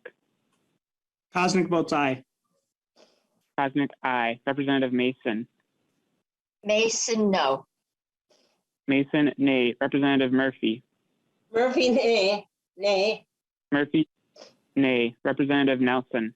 Nay. Nelson, nay. Representative Olson. Olson, yes. Olson, aye. Representative Richardson. No. Richardson, nay. Representative Torkelson. Torkelson, aye. Torkelson, aye. Representative West. West, aye. West, aye. There are 6 ayes and 10 nays. With 6 ayes and 10 nays, the motion does not prevail and the A20 is not adopted. I'm glad Representative Petersburg thinks that nay is as funny as I do. Next up, we have the A21 Amendment. Representative Bernardi, would you like to offer your amendment? Yes, I'd like to move the A21 amendment. Please tell us about your amendment. Well, Madam Chair and members, this amendment would add in some of the policy language changes to 169.18 and 169.222 that were in the Omnibus bill last year and did not pass. It also has some language updates recommended by Mr. Burris, things like changes from shall to must and shall to is not prohibited. This language passed this committee 3 times and passed as a separate bill on the House floor 122-0 a couple years ago. Specifically, the changes to 169.18 subdivision 3, other than Mr. Burris's updates, make the language in subdivision 3 the same as the language already in subdivision 5, where it says you must pass a bicycle by at least the greater of 3 feet or 1/2 the width of a motor vehicle, or completely enter another lane of the roadway. The change to 169.222 subdivision 4 changes the language every person operating a bicycle must ride as close as practicable to the right edge of the road to as close to the right hand edge of the bicycle operator determines is safe. The other key change is that this would allow bicycle operators to enter and cross an intersection from the right-hand turn lane without turning right. These operation of bicycle changes are both recommended by the National Conference of State Legislatures. The word practicable is misunderstood and misinterpreted, and it does not make sense to require a bicyclist to merge onto the roadway when the wide shoulder of the busy county road becomes a right turn lane. I ask members' support. Thank you. Thank you, Representative Bernardi. Chair Hornstein. Thank you, Madam Chair, and thank you, Chair Bernardi. This is good policy. As you mentioned, it's been widely accepted over the years, and it's been part of our bills. So I support it being added to this bill and would ask for a yes vote on the A21. Is there any further comment to the A21 amendment? Seeing none, we can do this one as a voice vote. So if you could please unmute. All, Representative Connie, did you want, or Representative Bernardi, sorry, did you want to make any closing comments? No, Madam Chair. Thank you. Thanks. All right, so all those in favor, please say aye. Aye. Aye. All those opposed, please say no. The motion prevails and the A21 amendment is adopted. Moving on to the A22, Representative Elkins, did you want to offer the A22 amendment? I would, Madam Chair. Please tell us about the A22. So this is an add-on to the independent expert review portion of the bill. In discussions with the deputy registrar organizations, since the report was issued, we've discovered that the cost of procuring the necessary eye exam machines and cameras, which can be up to $15,000, is a significant financial barrier to deputy registrar stations who are currently limited status and would like to move to full status. So one of the key objectives of the report is that we need more full service deputy registrar offices in order to handle the volume of especially real ID applications that are being requested. So this amendment would allow DVS out of one of its driver's license accounts to reimburse those deputy registrars who wish to make the conversion from limited service to full service this year only to be reimbursed for that expense. Thank you, Representative Elkins. Representative Petersburg. Thank you, Madam Speaker, and to Mr. Chair or to Representative Elkins. Will this change the bottom line of the dollars that we have as a, I guess you call it the working target? Representative Petersburg, thanks for the promotion there. Representative Elkins. Madam Chair, Representative Petersburg. So this draws from an existing DVS account. So it's not an additional appropriation. It's just allowing DVS to dip into one of their existing funds. Representative Petersburg. Thank you. Thank you for the clarification. And I actually see both Mr. Burris and Mr. Lee have turned on their videos. So I would imagine they have something to say about this. Mr. Lee. Madam Chair and members, I just wanted to point on the amendment. This would increase the appropriation out of the special fund on line 1.3. So it's an additional appropriation. And stand corrected. For background information, this is out of the Driver Services Special Revenue Fund. After this appropriations and the appropriations that are currently in the DE amendment, there would be a balance over and above the reserve policy of that fund of $1.448 million and a total balance of $12.5 million. Thank you, Mr. Lee. Mr. Burris, anything to add? Madam Chair, no, Mr. Lee covered it. Thank you. Representative Petersburg? Yeah, thank you, Madam Chair. I'll correct it later, but I appreciate that because I did think that was going to do something with their funds. So apparently it just is going to be taking funds out of a reserve account, which will diminish that account into future. Thank you, Madam Chair. Thank you. Chair Hornstein. That's it. Thank you, Madam Chair. I do support this amendment. I have a 4-3 one, but. Representative Murphy, if you can mute. Thank you, Madam Chair. I support the amendment. Appreciate Representative Elkins bringing it forward. All right, Representative Elkins, any final thoughts? Nothing further to add. All right, well, this one we can do a voice vote. So if everybody could unmute, all those in favor, please say aye. Aye. Aye. Aye. All those opposed, please say no. No. The motion prevails and the A22 is adopted. Next up is the A23. Representative Petersburg, would you like to offer this amendment? Yes, Madam Chair, I can offer this amendment. This amendment actually is a kind of a technical correction, but it also is a clarification. Last minute working out with the towing companies. It relates to the bill that we heard in committee in regards to people that are indigent, homeless, et cetera, that have their cars towed and would like to get their property back. All this does is it clarifies that they have up to 1 year after impoundment rather than destruction of the property. And it clarifies that the owner of the vehicle or the towing company would be able to retrieve the material out of their car. Otherwise, this finishes the piece in the valley. Everybody has signed off on it, and this would finish that particular area. Thank you, Representative Petersburg. Representative Hornstein?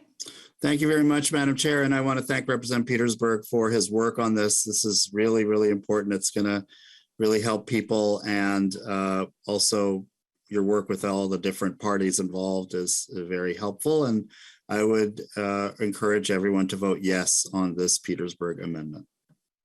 Is there any further discussion to the A23? Representative Petersburg, final thoughts? Just thank you for your support. Please vote yes. All right. This one is a voice vote. So if everybody could please unmute. All those in favor of the A23, please say aye. Aye. All those opposed, please say no. The motion prevails and the A23 is adopted. Representative Petersburg, looks like you're up again. Would you like to offer the A27?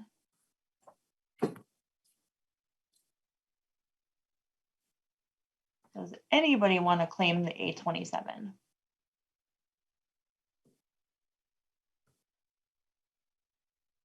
Madam Chair, that is me. Sorry about that. I was daydreaming. I thought you were on 20 on a different one. Sorry about that. And I would like to move the A27 bill amendment. Excuse me. Amendment sounds good. Could you please offer the A27 or please describe the A27 amendment? Thank you, Madam Chair. And I would like to request a roll call on this one. Roll. And so as I was reading through the bill, and this refers to the road usage charge task force, and it revolves around what I think is a really great idea to figure out how are we going to start charging for equality, equity in regards to how we charge people user fees and how we get our funding for roads and bridges, and especially in electrical vehicles where we don't have a taxable ability to do that at this time. However, as I was looking at the makeup of the task force, kind of a shudder came down my back, and I would refer to Chair Hornstein and Representative Elkins in a task force that the two of you and I shared time together all summer, this past summer, in which we had 3 members of each body on the task force, and then numerous numbers of people from other agencies on the task force. And the legislature really had a hard time getting across the needs of the legislature versus the needs of the agencies. And it's not that the agency information wasn't important or valuable, but the fact is that that task force, which was the dedicated funds transfer task force, and this task force is really designed to be implement and a help for the legislature. And so the legislature needs to have some direction and control over this. And so, whereas I think the people that are listed in the bill to be on this, to have input into this task force is valid, I'm not sure they should be voting members of the task force. And so basically what this amendment does is that it keeps the voting members of the task force to the 2 members of the House, 2 members of the Senate, 1 member from DBS, and 1 member from the Department of Transportation as the actual members of the task force. And the others become valuable resources through a subcommittee of this task force in order to be able to give information to them. I think it's going to be much more manageable. Trying to have a consensus of 17, 18, 20 people is much more difficult to do. And so as I thought about that, I think that's a much better way to deal with this task force. And so I'm hoping it gets a favorable response here. because we need to make it manageable so we actually can come with a recommendation at the end of the day. Thank you, Madam Chair. Thank you, Representative Petersburg. Chair Hornstein. Thank you, Madam Chair, and thank you, Representative Petersburg. And I know of which you speak when we were talking about the previous task force. But I think this is a little different because we're really asking a variety of different folks that have a real stake in this new idea, this road fee. And we brought in people that had concerns about this, quite frankly. And I think their voices are really important. And so this is, I think you point out correctly, Representative Petersburg, that yes, it's advisory in nature, but I do feel that all of these voices are important and should have equal say in developing this policy. So it's a little bit of apples and oranges. I mean, I understand where you're coming from with the highway user distribution task force, but that was there were a lot of agency folks and in the mix, but here we're really broadening it to have a number of community stakeholders, and I think that's where it's a little bit different. And I like the fact that we brought in, again, people that have some concerns about this, as well as supporters and agencies. It's very diverse, and I think will really help us along in terms of a good response to this. So I would ask for a no vote on this amendment. Is there any further discussion to the A27? Representative Petersburg? Thank you again, Madam Chair. That's one of these areas where I think we're going to disagree a little bit on the effectiveness of the task force, because if we don't have enough direction from somebody that is going to have to implement whatever they say, we can get sidetracked very easily with this task force. And so I have great concerns that the recommendations of the task force are going to come back to us that are not going to be truly bipartisan or able to pass legislature. So that has concern to me, and I would rather us move forward quicker rather than slower. But if that's the will of this committee, we'll go slower. Thank you, Madam Chair. Thank you, Representative Petersburg. Seeing no further discussion to the A27, I will ask Mr. Dodge to take the roll, and the chair votes no. Bagel, nay. Representative Hornstein. Hornstein, no. Hornstein, nay. Representative Petersburg. Petersburg, aye. Petersburg, aye. Representative Barr. All right. Barr, aye. Representative Bernardi. Bernardi, nay. Bernardi, nay. Representative Elkins. Elkins, nay. Elkins, nay. Representative Frederick. Nay. Frederick, nay. Representative Hausman. Hausman, no. Hausman, nay. Representative Heinrich. Heinrich, aye. Heinrich, aye. Representative Kosnick. Kosnick, aye. Kosnick, aye. Representative Mason. Mason, no. Mason, nay. Representative Murphy. Nay. Murphy, nay. Representative Nelson. Nay. Nelson, nay. Representative Olson. Olson, yes. Olson, aye. Representative Richardson. No. Richardson, nay. Representative Torkelson. Torkelson, aye. Torkelson, aye. Representative West. West, aye. West, aye. There are 7 ayes and 10 nays. With 7 ayes and 10 nays, the motion does not prevail and the A27 is not adopted. Next up is the A28. Representative Petersburg, would you like to offer this amendment? Yes, I would, Madam Chair, and I would like to ask for a roll call on this one as well. So this amendment has to do with the allocation for the federal dollar local assistance program funds that were created in order to have the funding and matching dollars for some of the IIJA and other federal programs. And this amendment changes some of the parameters around categories, but primarily my concern had to do with the allocation of categories and the percentages spent on various things. My biggest issue is that the original bill put 67% on a flexible basis that has no parameters on it at all. So that means 67% of the funds that are appropriated through this portion of the bill could be used on a single subject somewhere else.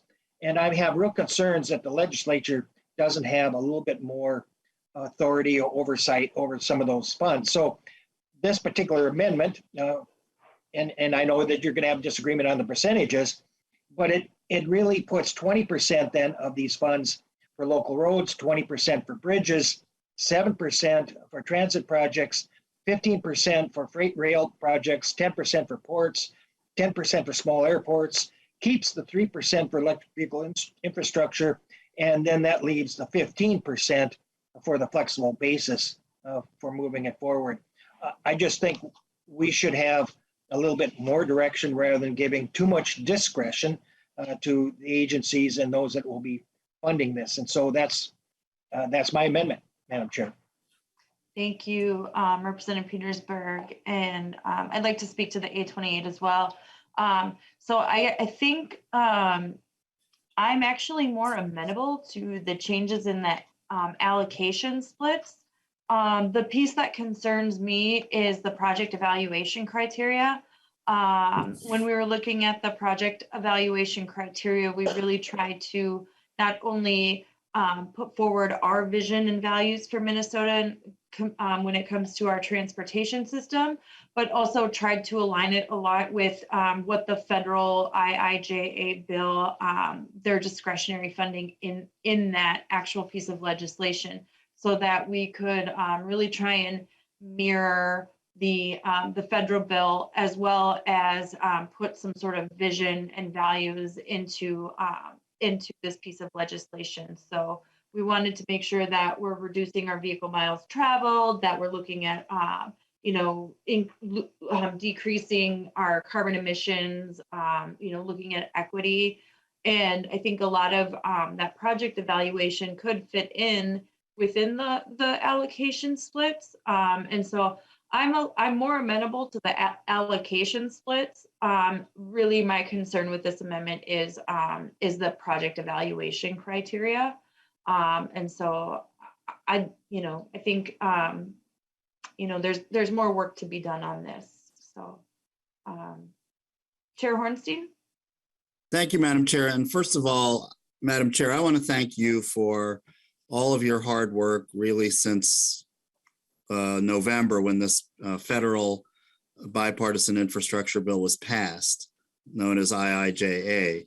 You have rolled up your sleeves. You have attended national Zoom calls.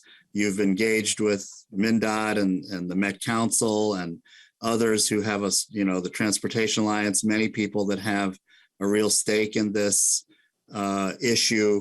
And you've done just an incredible job of really bringing forward this part of the bill that Representative Petersburg is attempting to amend. And I do feel it's the most important part of our bill. And I'll talk to that towards the end. But members, I'm going to ask for a no vote here.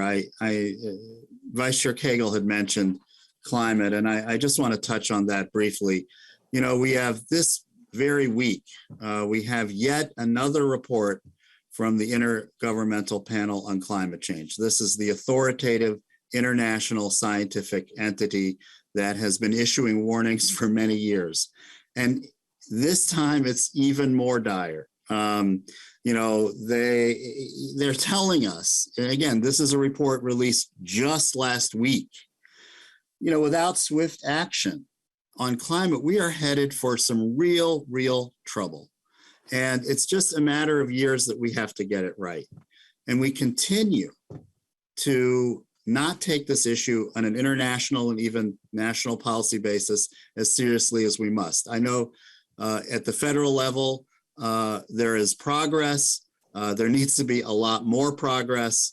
We were not able to pass the important climate provisions in the Build Back Better Act. Hopefully some of that can still happen at the federal level, but there are important climate provisions in IIJA. And so I think this is a very inopportune time to be deleting this very critical part of the bill. Representative Petersburg, the types of traditional kinds of transportation criteria that you list in your amendment, I mean, those are important. They are not mutually exclusive of the issues that we're trying to deal with in addition to those. Of course, commerce, economic vitality, connectivity, those are things that we have in our bill, that we take seriously in our bill. The 67% flex account will address those questions, but we do really need to have some language in this bill that Vice Chair Cagle has included that addresses our climate emergency, that looks at some of the urgent issues around equity. This is a critical part of the bill. And, you know, when you look at, again, I'll say it one last time, we are in a crisis. We are in a climate emergency. Transportation is the #1 source of greenhouse gas emissions, and it's growing. So we need to address that issue in this bill, and I strongly oppose deleting the language around climate, and that's why I'm going to ask for a no vote. Any further discussion to the A28? Representative Petersburg? Thank you, and thank you, Madam Chair. And I certainly hear you, Representative and Chair Hornstein. It is of concern to all of us that we should be doing what we can. However, I also look at the levels of work that we're doing here and in the United Kingdom and others, when China now has surpassed all of us put together in their carbon emissions, and we don't do anything internationally. I have some concerns when we have dollars coming to us for an Infrastructure and Jobs Act to not address some of those needs specifically for the infrastructure needs that we have here. And oftentimes we get confused on what we should be doing environmentally with what we should be doing with the others. Sometimes they can be combined, and sometimes they need to be exclusively separate. In this case, I think they need to be different, and we need to deal with it in a different way. That's just my perception and my perspective. But I certainly do hear you that we want to maintain continued energy conservation and emission control and all those things. And as we do better in other things, even if we continue to reduce our emissions by vehicles, the percentage of what's going into the air could still be higher in roads and bridges. That doesn't necessarily mean that we're actually growing more that way, but that's another debate for another time. I just would ask you to consider the support, and at least in the future, consider breaking down that 67% into more specific areas. But thank you, Madam Chair and Mr. Chair. Thank you, Representative Petersburg. Seeing no further discussion, Mr. Dodge will take the roll. Chair votes no. Cagle, nay. Representative Hornstein. Hornstein, no. Hornstein, nay. Representative Petersburg. Petersburg, aye. Petersburg, aye. Representative Barr. All right. Barr, aye. Representative Bernardi. Bernardi, nay. Bernardi, nay. Representative Elkins. Elkins, nay. Elkins, nay. Representative Frederick. Frederick, no. Frederick, nay. Representative Hausman. Hausman, no. Hausman, nay. Representative Heinrich. Heinrich, aye. Heinrich, aye. Representative Kosnick. Kosnick, aye. Kosnick, aye. Representative Mason. Mason, no. Mason, nay. Representative Murphy. Murphy, no. Murphy, nay. Representative Nelson. Nay. Nelson, nay. Representative Olson. Olson, yes. Olson, aye. Representative Richardson. No. Richardson, nay. Representative Torkelson. Torkelson, aye. Torkelson, aye. Representative West. West, aye. West, aye. There are 7 ayes and 10 nays. With 7 ayes and 10 nays, the motion does not prevail and the A28 is not adopted. Next we have the A29. Representative Elkins, would you like to move that A29? Thank you, Madam Chair. I would. Please tell us about the A29. Yes, this is a reprise of Representative Becker Finn's very limited bill that would give Ramsey County some discretion to set lower speed limits on a handful of roads that are in residential and parkway context within suburban Ramsey County. And I've since the bill was first heard in committee, I've had a chance to follow up with her and do some additional research on my own. There are really two road segments, one of which is in her district along Victoria Avenue between avenues B and E. This is a 2-lane road in a residential neighborhood. It has no sidewalks, and it currently has a speed limit of 40 miles per hour. And this is where the constituent who testified, or his family testified when the bill was first heard, was injured.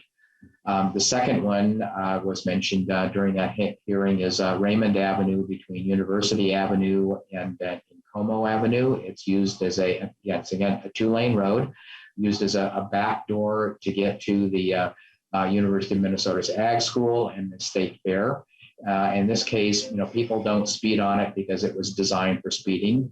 They speed on it because they're in a hurry to get to one of those two destinations.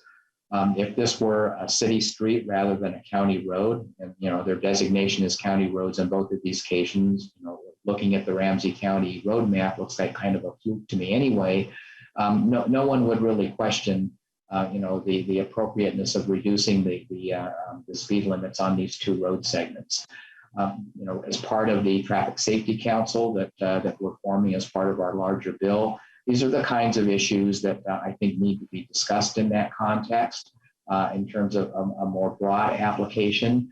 And I have already personally committed to the traffic engineer professional organizations that I'm willing to work with them on a broader solution to this issue. There are apparently changes coming to the state's, both the federal and the state's manual on uniform traffic control devices and their approach to this issue. Mndot has been working on for an extended period of time on a speed limit study. But in the meantime, I think that this limited discretion for Ramsey County for these roads is appropriate as a temporary solution. Representative Elkins, Representative Petersburg. Thank you, Madam Chair. First, I would like to request a roll call for this amendment, and then I would like to speak against it.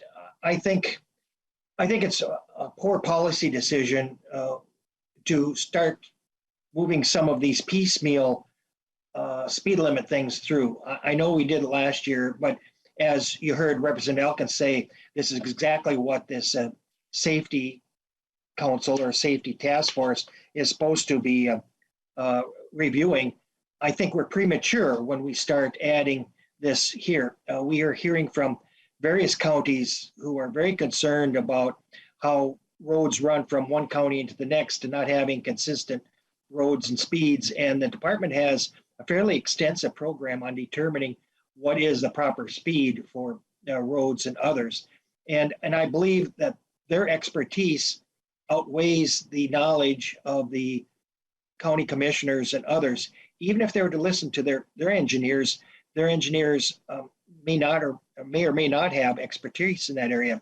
So I would certainly recommend a no vote on this particular amendment and let the Safety Council come back with a broad policy, if we want to, that would cover the entire state rather than piecemealing it all the time. Thank you, Madam Chair. Thank you, Representative Petersburg. Representative Hornstein? You're muted.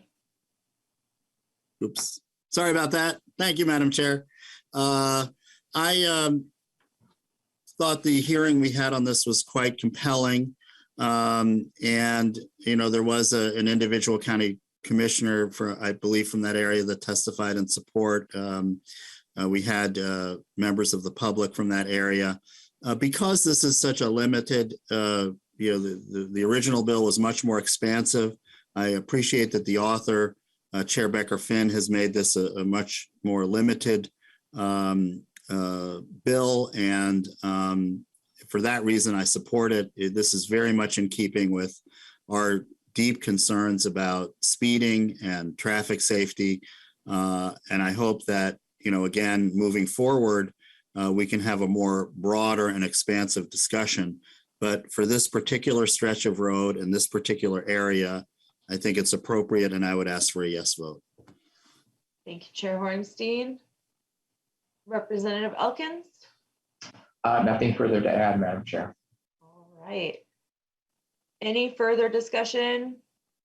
Seeing none, Mr. Dodge will take the roll. Chair votes aye.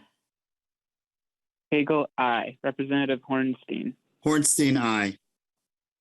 Hornstein, aye. Representative Petersburg. Petersburg, no. Petersburg, nay. Representative Barr. Barr, no. Barr, nay. Representative Bernardi. Bernardi, aye. Bernardi, aye. Representative Elkins. Elkins, aye. Elkins, aye. Representative Frederick. Representative Frederick. Representative Hausman. Hausman, aye. Hausman, aye. Representative Heinrich. Heinrich, no. Heinrich, nay. Representative Kosnick. No. Kosnick, nay. Representative Mason. Mason, Representative, I'm sorry. Aye. Representative Mason, can you repeat yourself? Pardon? Mason, aye. Representative Murphy. Murphy, aye. Murphy, aye. Representative Nelson. Nelson, aye. Nelson, aye. Representative Olson. Olson, no. Olson, nay. Representative Richardson. Aye. Richardson, aye. Representative Torkelson. Torkelson, no. Torkelson, nay. Representative West. West, no. West, nay. There are 9 ayes and 7 nays. There being 9 ayes and 7 nays, the motion prevails and the A29 is adopted. Next up, we have the A30. Ooh. Representative Representative Frederick, would you like to offer your A30? Thank you, Madam Chair. We've already talked about the Traffic Safety Advisory Council, and what this amendment looks to do is just make sure that all the right voices are at that proverbial table. And so it would add 1 county engineer to that because they bring their own unique perspective to the issue, and I just want to make sure that they're included. Thank you, Representative Frederick. Chair Hornstein? Thank you, Madam Chair. I support this amendment. It would encourage a yes vote. Any further discussion to the A30, Representative Kosnick? I'll withdraw my question. Thank you, though. Okay. Any further discussion to the A30? Any final comments, Representative Frederick? All right. I just hope to have members' support. Thank you. Okay, thanks. With that, this one is a voice vote. So if everybody could just please unmute. All those in favor, please say aye. Aye. Aye. All those opposed? The motion prevails and the A30 is adopted. All right, next up, we have the A31. Representative Barr, would you please move the A31? Thank you, Madam Chair. I would like to move the A31, please. Please tell us about your amendment. This is similar to the A3 that we debated earlier during committee hearing on the vehicle charging stations in rest areas. It was, there was a few things. One, public-private partnership, which this actually allows for. The public's providing the the area, the place, the physical location, and the private will be permitted by Mndot to actually provide the service, much like vending machines. When we had the walkthrough, Mr. Burris mentioned that in the walkthrough that the way the language is now, that it would allow for Mndot to actually build these. Mndot testified in the committee hearing that they did not want to actually build these. They want them there, but they don't want to actually be responsible for them. And that's what this amendment does, is just clarifies that Mndot is allowing the placement of electric vehicle charging stations on public property, and that they will not be maintaining them, that the private sector will be maintaining these. Thank you, Representative Barr. Chair Hornstein? Thank you, Madam Chair. Thanks, Representative Barr, for that explanation. I don't, it has on the amendment in the first line, 1.4, about permit issuance. I just don't think that maybe issuing a permit is necessary for a successful public-private partnership, and therefore I would oppose this amendment. Any further discussion to the A31? Representative Barr? Yes, Madam Chair. Thank you, Madam Chair. Mr. Chair, we'll be talking so that I can get my floor amendment actually put together in a manner that's acceptable to the chair. We'll fix the permit language so this will be ready for the floor. Thank you. Thank you. So seeing no further discussion to the A31, if people could just unmute themselves. All those in favor, please say aye. Aye. All those opposed, please say no. No. No. Motion does not. I had that during Mincher when they were pointing out the Mincher. So I was having that. Representative Petersburg, if you could mute yourself. The motion does not prevail and the A31 is not adopted. Next, we will take up the A32, and this one is Chair Hornstein. Did you want to offer this amendment? Sure. Thank you, Madam Chair. Offering this on the provision that came to us from Representative Hansen, Chair Hansen from the Environment Committee. You'll recall we had a hearing on this Highways for Habitat program. After the hearing, Mndot expressed several different concerns. And so I felt it was important to at least address in whole or in part some of those concerns. So the areas that we're addressing here are clarifying the discretion on Mndot related to signage where appropriate. It includes a habitat as a purpose, but not overriding other highway purposes. And it clarifies wildflower and native vegetation establishment rather than propagation. So Mndot doesn't have to go and harvest seeds, et cetera. So those were some concerns that Mndot raised. And I'll just say, for my part, I think this is an excellent program. There is a lot of habitat and a lot of benefit to both the environment and the public and highway users for this kind of approach. And, as Representative Hansen said, this is part of the national infrastructure effort. So with that, members, I would ask for a yes vote on the A32. Thank you, Chair Hornstein. Representative Petersburg. Thank you, Madam Chair. I would just request a roll call on this amendment, please, and just say that I think we had some other issues that we talked about in committee, and I won't share them. I'll let others talk to the concerns, but I would request a roll call. You got it. Representative Torkelson. Thank you, Madam Chair. Just getting my buttons pressed. Sorry about that. Madam Chair and members, I think I have a number of issues with this particular legislation, many of which we discussed in committee. But I think what concerns me more is the path this amendment has taken and how it's gotten into our transportation bill without any other stops in the legislature. There's very little doubt that this, in my mind anyway, I realize others see it differently. There's no doubt in my mind that this bill should have been heard, at least in environment and probably in agriculture too, because it certainly is related to both of those topic areas. I realize chairs around here have a lot of influence and power to kind of do whatever they see fit.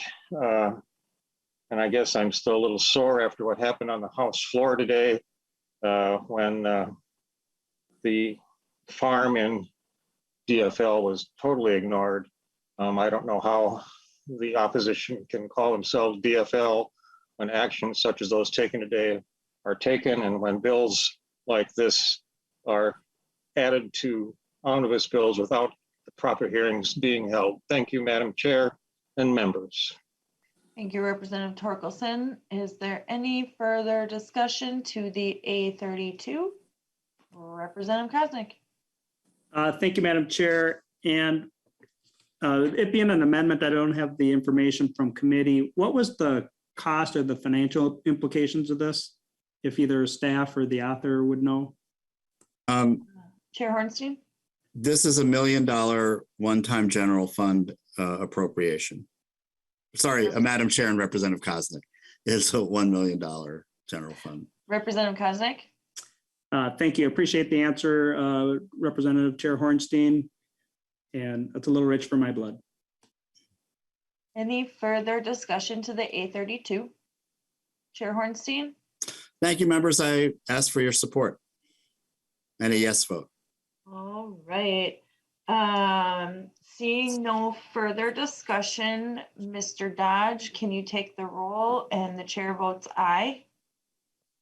Eagle, aye. Representative Hornstein. Hornstein, aye. Hornstein, aye. Representative Petersburg. Petersburg, no. Petersburg, nay. Representative Barr. Barr, no. Barr, nay. Representative Bernardi. Bernardi, aye. Bernardi, aye. Representative Elkins. Elkins, aye. Elkins, aye. Representative Frederick. Frederick, aye. Frederick, aye. Representative Hausman. Hausman, aye. Hausman, aye. Representative Heinrich. Heinrich, no. Heinrich, nay. Representative Koznick. No. Koznick, nay. Representative Mason.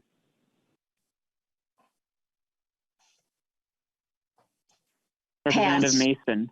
Just Representative Murphy. yes. Murphy, aye. Representative Nelson. Nelson, aye. Nelson, aye. Representative Wilson, no.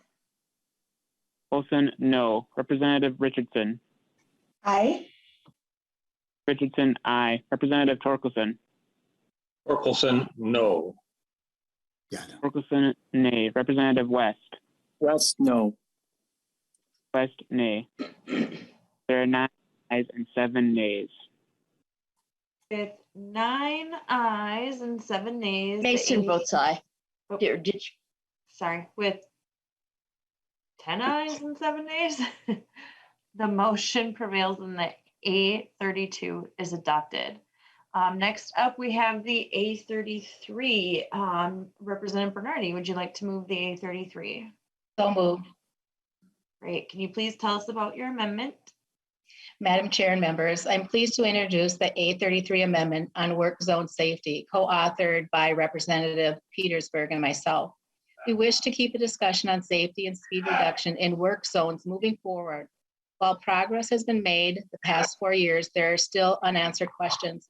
The next best step is for Mndot and DPS to continue their collaborative work that brought us the report we heard about last week.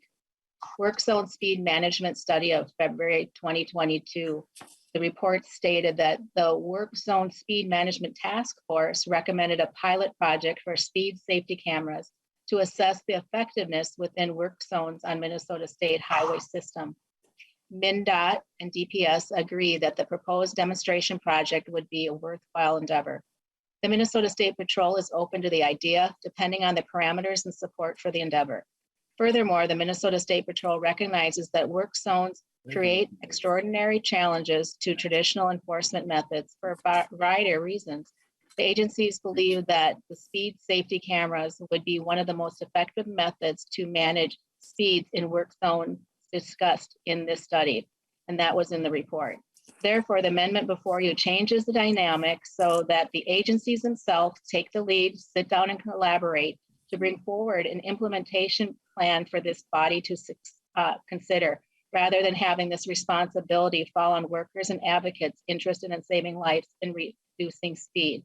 I'll turn it over to Representative Petersburg, the co-author of this amendment, to make comments. Representative Petersburg. Thank you, Madam Chair. I do speak in favor of this amendment. We are all concerned about safety, and we know that this past couple years, speed has been a factor in regards to fatalities and other poor behaviors. And so when we talk about safety zones and work zones, I think it's important for us to not just drop the ball or stop the process. We weren't able to get it into the Omnibus bill this year, but I think the task force information that has come is worthy of further development. And this amendment simply asks the Department of Transportation and the Department of Public Safety to continue working on some recommendations to bring to this body and to the Senate for our consideration. So there's no mandates here. There's nothing that requires them to implement anything other than giving us some recommendations for us to review next year. And I think that's a worthy goal for us to have more information when we decide to implement the policy from the legislature. Thank you, Madam Chair. Thank you, Representative Petersburg. Chair Hornstein, you're muted. Thank you very much, Madam Chair. I support this amendment. Ask for a yes vote. Appreciate the collaboration between you, Chair Bernardi, and Lead Petersburg. Thank you. Chair Bernardi, any final comments? No, just thank you, Madam Chair. I encourage members to vote yes. All right. So seeing no further comments, this is a voice vote. So if everybody could unmute. All those in favor, please say aye. Aye. Aye. All those opposed, please say no. No. The motion prevails and the A33 is adopted. Next up, we have the A36. This is Representative Petersburg. Would you like to offer the A36? Yes, Madam Chair. This one is an addition to the new Safety Council. So the Railroad Department actually has a national program, nonprofit called Operation Lifesaver, and there's a Minnesota chapter. And they deal with safety in regards to railroad crossings and other things where there is interaction between pedestrians and people and roads and stuff and railroads. And it just seems like that should be one of the members of the safety task force. And I know that I have been approached by John Abbott's from railroad industry as well, saying that this really would be a good place for them to have some input. And so I am requesting a yes vote on this particular amendment to add that person to the Safety Council. Thank you, Madam Chair. Thank you, Representative Petersburg. Chair Hornstein. I support this, members. A very important addition to the task force. Appreciate your bringing this forward, Representative Petersburg. Please vote yes. Thank you, Representative Koznick. Question for the author of the amendment. Representative Petersburg. Sure. Representative Petersburg, were you railroaded into offering this amendment? Representative Petersburg. Well, at least I'm not off the rails, so. Madam Chair, that's questionable sometimes. I'm often surprised there's not more transportation puns that we use in this committee, so maybe we can step up a little bit. All right, any further discussion to the A36? Seeing none, we can do this one as a voice vote. All those in favor, please say aye. Aye. Aye. All those opposed, please say no. The motion prevails and the A36 is adopted. Next, we have the A37. Representative Olson, would you like to move the A37? Yes, thank you, Madam Chair. So like before, when we talking about these amendments, I've got a little amount of heartburn with the idea of creating a government program to supplement and fix another government program that's not doing its job. I think that only government would ever come up with this idea as a solution to a problem. And what this amendment would do is just, they can have their council, you can have people, but I think that it should be paid for off of something else, potentially from the Towards Zero Deaths initiative itself, because I'm on their website and I do recognize that, as they say, 501 deaths on Minnesota roads last year is far too many. They also say that the Towards Zero Death program is currently undergoing a review of how we might do things differently. We've already reviewed the program's overall priorities and implementation strategies. Now we are looking at how the program is structured. So there you have it, members. The program is doing exactly what they should be doing. They recognize that there is a problem. They recognize that they need to do something about that problem, and they're working towards that goal of fixing the problem. I do not think it would be a great usage of government funds to create another program to fix the program that is trying to fix itself. So thank you, Madam Chair. Thank you, Representative Olson. Representative Hornstein? Chair Hornstein? Thank you, Madam Chair. I'll just simply say that these are complementary programs. It's not, I would just take issue with, that this is supplanting somehow. We have the support, encouragement initiative of the Office of Traffic Safety. They view this as very important to adding new voices, not just public sector or government voices. We have voices from the private sector, from nonprofits, a wide variety, now the railroads. This is actually a very diverse, very significant, important development to open the doors of government rather than limit government. And this advisory committee also has an appropriation so that it can get to work in terms of determining funding for educational, programs, possibly even, recommendations for infrastructure investments, better enforcement policies. I mean, this is a very, very significant step forward. And it is, in fact, a needed and necessary response to a crisis that we are in. It should not be business as usual. We need to open the doors of government to more voices and appropriate money so we can deal with the fact that 502 people have been killed on Minnesota highways. And so therefore, I think that there is the need for some administrative help. These things don't just happen. I don't anticipate this being staff heavy, but it's leadership heavy. And we have a lot of great leaders that are now a part of this task force and a part of this conversation. And so that is why I think it's important. And I would ask for a no vote on the amendment. Representative Olson? Yeah, thank you, Madam Chair. Whereas I don't disagree with the fact that we need to be having these conversations, safety on our streets is incredibly important. But what I would caution is that I don't believe that there is ever a time where a government agency would say, oh no, we have enough money, or we don't need more, or if they're running into a crisis or a situation like this where they say, if we only had more money, then we could actually do this job. I think it's important to understand that government programs will never ask for less money. That's not what they do. That's not how it's designed. And so we need to be the responsible ones to say, you're doing what you're supposed to be doing here. That's great. I'm glad that you're revamping your program that we established in 2003. Go for it and let us know with your report how we can help you, as opposed to just throwing more money at a problem. I think that's so maybe that's just the fact that I've only been here a couple of years. Hopefully, Lord willing, if I stay here a little bit longer, I won't consistently just look at it and say, oh, well, government needs more money, so let's give it to them. Thank you, Madam Chair.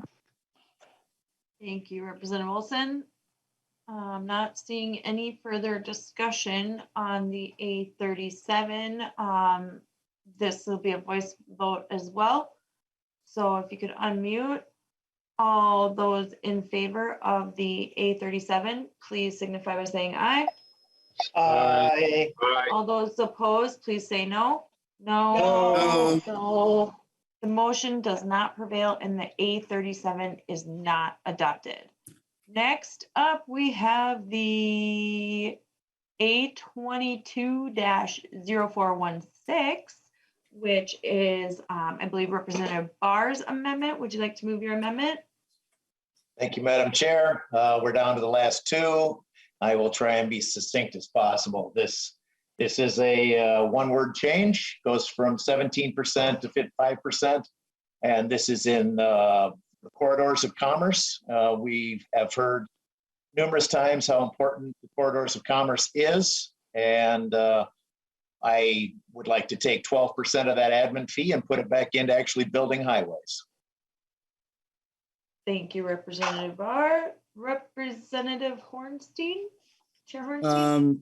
Thank you, Madam Chair. I would oppose this amendment. I think that this would potentially throw some pretty big wrenches into the Corridors of Commerce program, particularly in what I think is critical, which is the program delivery piece. Staff is needed, district staff and time. These projects don't just happen. And I think this is a reasonable administrative cost that, is there to administer this program. So I think that we could really be putting some projects at risk, or certainly delay if we're starting, because it's basically what we're doing is cutting staff by doing this. And we need those engineers, and we need those planners, and we need those public sector employees at Mndot to help implement this critical program. And I'll just say, I have some comments here momentarily that, the legislation that Representative Torkelson that we've included in this bill, I think really helps this program. It really moves it forward. So, we're on the cusp of some better things from the Corridors of Commerce program, and this wouldn't be an opportune time to cut the staff. So with that, members, I'd ask for a no vote. Thank you, Chair Hornstein. Any further discussion? Representative Barr? I would only add that 17% is one of the heaviest administrative fees taken out of any of the programs I've seen at the Capitol so far. It's usually, 5, 6, 3. Never. I think this is one of the rare few that's actually in double digits. So that's my closing comment. Thank you. Thank you, Representative Barr. Seeing no further discussion, again, this is a voice vote, so if you could unmute yourself. All those in favor of the A2-0416, please say aye. Aye. All those opposed, please say no. No. Motion does not prevail, and the A22-0416 is not adopted. Next up, this is on you again, Representative Barr, the A22-0417. 17, yes. Thank you, Madam Chair. And we'll go through this last one really quickly here as well. This amendment is removing the digital driver's license. It retains the digital title piece, but as far as digital licensing, that removes all of the language from digital licensing out of the bill. Thank you, Representative Barr. Chair Hornstein. Thank you, Madam Chair, and Representative Barr. I have to say, there's a part of me that is very, very empathic towards what you're trying to do. I am not the type of person that's built for the digital age. I think people who know me well know that. But what I will say is, so the whole Zoom thing has been a challenge for me. But needless to say, not my preferences matter here, but what we're doing here is simply a report. And I think there certainly are concerns around privacy, and we heard some testimony around that. But I would just caution that I believe this is coming from Rick King's independent expert review report. He's looking at other states that are implementing this or moving towards it. Again, we'll have to have that debate if it comes to it. We're simply gathering information, asking for a report. And so I don't see an issue here, although, Representative Barr, I do I do understand your concerns, but since this is just a report that we're not moving towards this, that there's a long, long, long way to go. It may be convenient for some people that are a little bit more technologically savvy than I am. And so it's worth considering, but we're a long way from implementing this. We'll have a report, we'll have a real chance to dig into it and debate it. So therefore I'd ask for a no vote on the amendment, although I have some sympathy for it. All right. It's a friendly no. A friendly no. Any further discussion? Representative Barr? Just a closing comment that Representative Hornstein and I will share the angst over having digital anything. Yes, the Zoom thing has been quite a challenge all the way around. I'm not necessarily technologically savvy myself, but I do have great concerns around how a digital driver's license, when I carry my cell phone, could be used to track. The government could very easily use that to track. We track entirely too many things now in the digital age that I don't believe we should. Our privacy is nowhere close to being private anymore. So that's where I have my concerns. And yes, this is just a report, but this is kind of like any great journey begins with a first step. And this is that first step. And I think that we shouldn't even begin that journey. I believe that privacy is entirely too important to start the journey. So maybe we should save that first step for something else. Thank you. Thank you, Representative Barr. Seeing no further discussion to the A22-0417, we can take a voice vote on this one as well. So if everybody could unmute. All those in favor, please say aye. Aye. Aye. All those opposed, please say no. No. Motion does not prevail and the A22-0417 is not adopted. So now we move to the DE1 as amended. Is there further discussion to the DE1 as amended? Representative Torkelson. Thank you, Madam Chair, and thank you, Chair Hornstein, for bringing this bill forward. I'm going to be a friendly no, but I won't highlight a lot of things in the bill. There's some good things, there's some bad things. I will thank the chair for including the language that I introduced regarding corridors of commerce. It's been pretty carefully assembled, and not just from my own thoughts, but from input from a variety of sources. And I have high hopes that the chair can prevail in conference committee on that particular item and get it across the finish line. I have great confidence in his abilities to negotiate. And beyond that, I'm still quite concerned about the situation we've found ourselves in regarding the additional revenue from sales tax. With that being housed over in the tax committee, I'm a little concerned that it may have a difficult path coming back into our transportation bill, but I trust that that path has been laid out and will be clear as we move forward in the rest of this session and get to conference committee. Thanks to everyone for their hard work on this transportation bill, especially to our lead Petersburg. Thank you, everyone, and have a great holiday break. Thank you, Representative Torkelson. Representative Petersburg.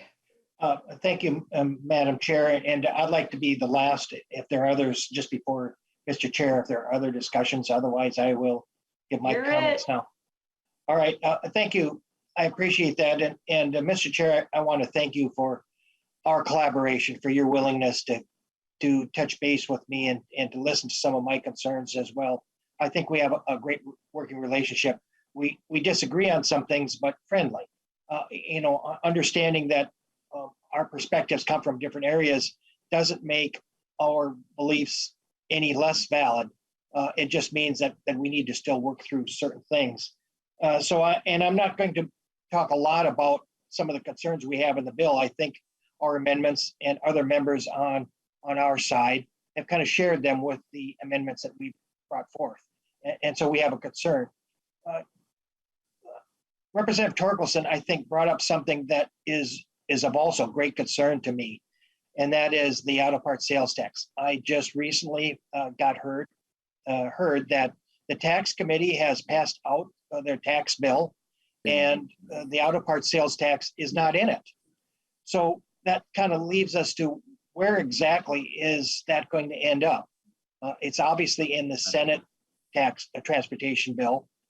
Maybe it's going to go by itself, but we're approaching deadline to get it out of committee. So I'm afraid that it could be dead this year, which is a great concern because we had the opportunity, especially with the surplus, in order to be able to get some of the general fund dollars out of general fund and into transportation. And I think we're losing an opportunity to do that. So I don't know what the pathway is at this time, but I am very concerned about that as well. Just the overall process, which I know, Mr. Chair, you didn't have an awful lot of ability to change that, but not having targets and not having a lot of ability for us to have input, it is concerning. It really makes not only our job as minority trying to figure out what we can do and can't do, it makes your job tougher as well. And so I appreciate the heartache and the headache that you had to go through in getting this done. And but you also had great staff and great members on your team as well. Representative Cagle has done a lot of work, and Representative Elkins has done a lot of work. Our side as well. Of course, Joe Marble has been a great help here. Also, there are some good things in this bill.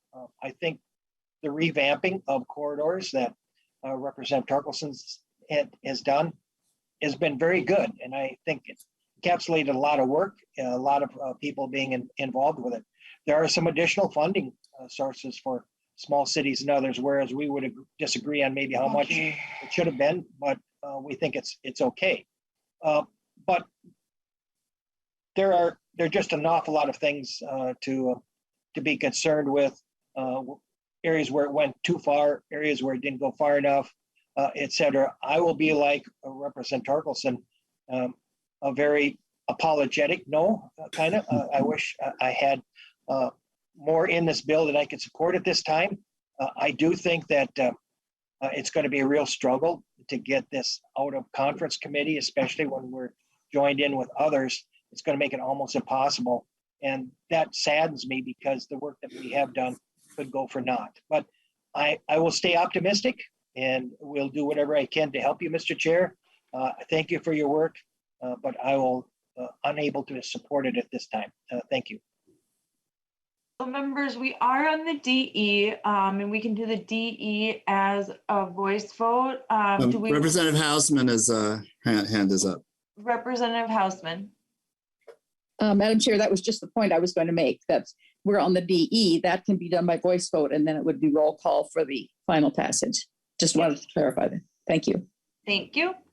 So with that, we can, if you all want to unmute, and we, unless Representative Hornstein, did you have any final comments? Well, yeah, this is sort of the time to make.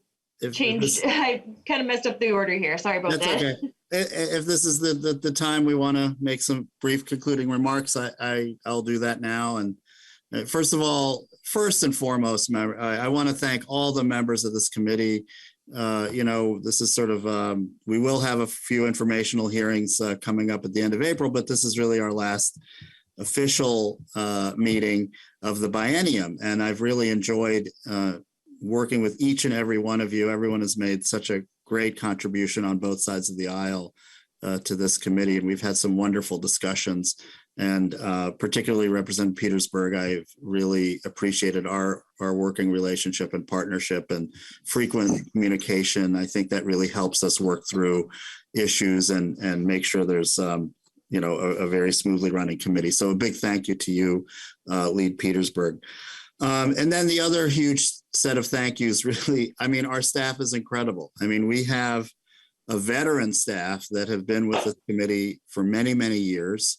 and even our newer folks have now been with us for a couple of years. And so I just want to name them because they're especially the last week or two, our staff has been really burning the midnight oil and beyond, getting us ready for this markup day. And so Ms. Nelson and House CFL Research, a big thank you. Mr. Marble, I just so appreciate our friendship and a working relationship. Thank you. I know you've been putting in a lot of hours. Mr. Dodge, of course, our committee legislative assistant. Mr. Howe, our committee administrator, really working hard, just bouncing so many balls in the air so often, just incredible multitasking. And then, of course, last but not least at all, we are so blessed to have, I think, two of the most incredible nonpartisan staff, I think, in this whole institution. Mr. Burris and Mr. Lee, Yes. I can't thank you enough.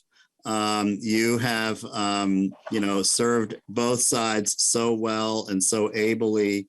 Again, just really so fortunate to have you. And, you've been with this committee now, I think in Mr. Burris's case, the better part of a decade. Mr. Lee, I think also over 10 years now. So we really appreciate you and we appreciate your work. So now, members, just very briefly, again, thanks for the robust discussion we had on our amendments. I think we really highlighted a number of the issues in the bill. And I just, want to mention four quick things. Heading into this 2022 supplemental year, the number one priority for our side, and I think many on the Republican side, was to really look at this bipartisan infrastructure bill and what its implications are for Minnesota. So the number one priority was that we appropriate money, we offer guidance for how that money is spent, we match the federal money, because this is a historical moment for transportation, members. I mean, we have had nothing like this since the New Deal. And so it's incumbent on us to make sure that Minnesota gets its fair share and that we direct these monies to where they're needed. And we accomplish that in this bill. We accomplish it. And as I said earlier, Vice Chair Cagle, you deserve a lot of credit for that. We wanted to make a big statement about safety, and we accomplished that in this bill. We, of course, have the new task force with money appropriated, but we have other safety positions in this bill, particularly around the pedestrian issue. We had a whole day of hearings on that. We've had other safety initiatives included in this bill. We have to keep working hard to save lives. The work zone safety piece is critically important. Thank you, Representative Bernardi, for your work on that. As with any transportation bill, I want us to have a balanced package. I want our roads and bridge infrastructure supported. I want all parts of the state and all modes supported. We accomplished that in this bill. We have $80 million of very critical trunk highway funding to repair and replace bridges.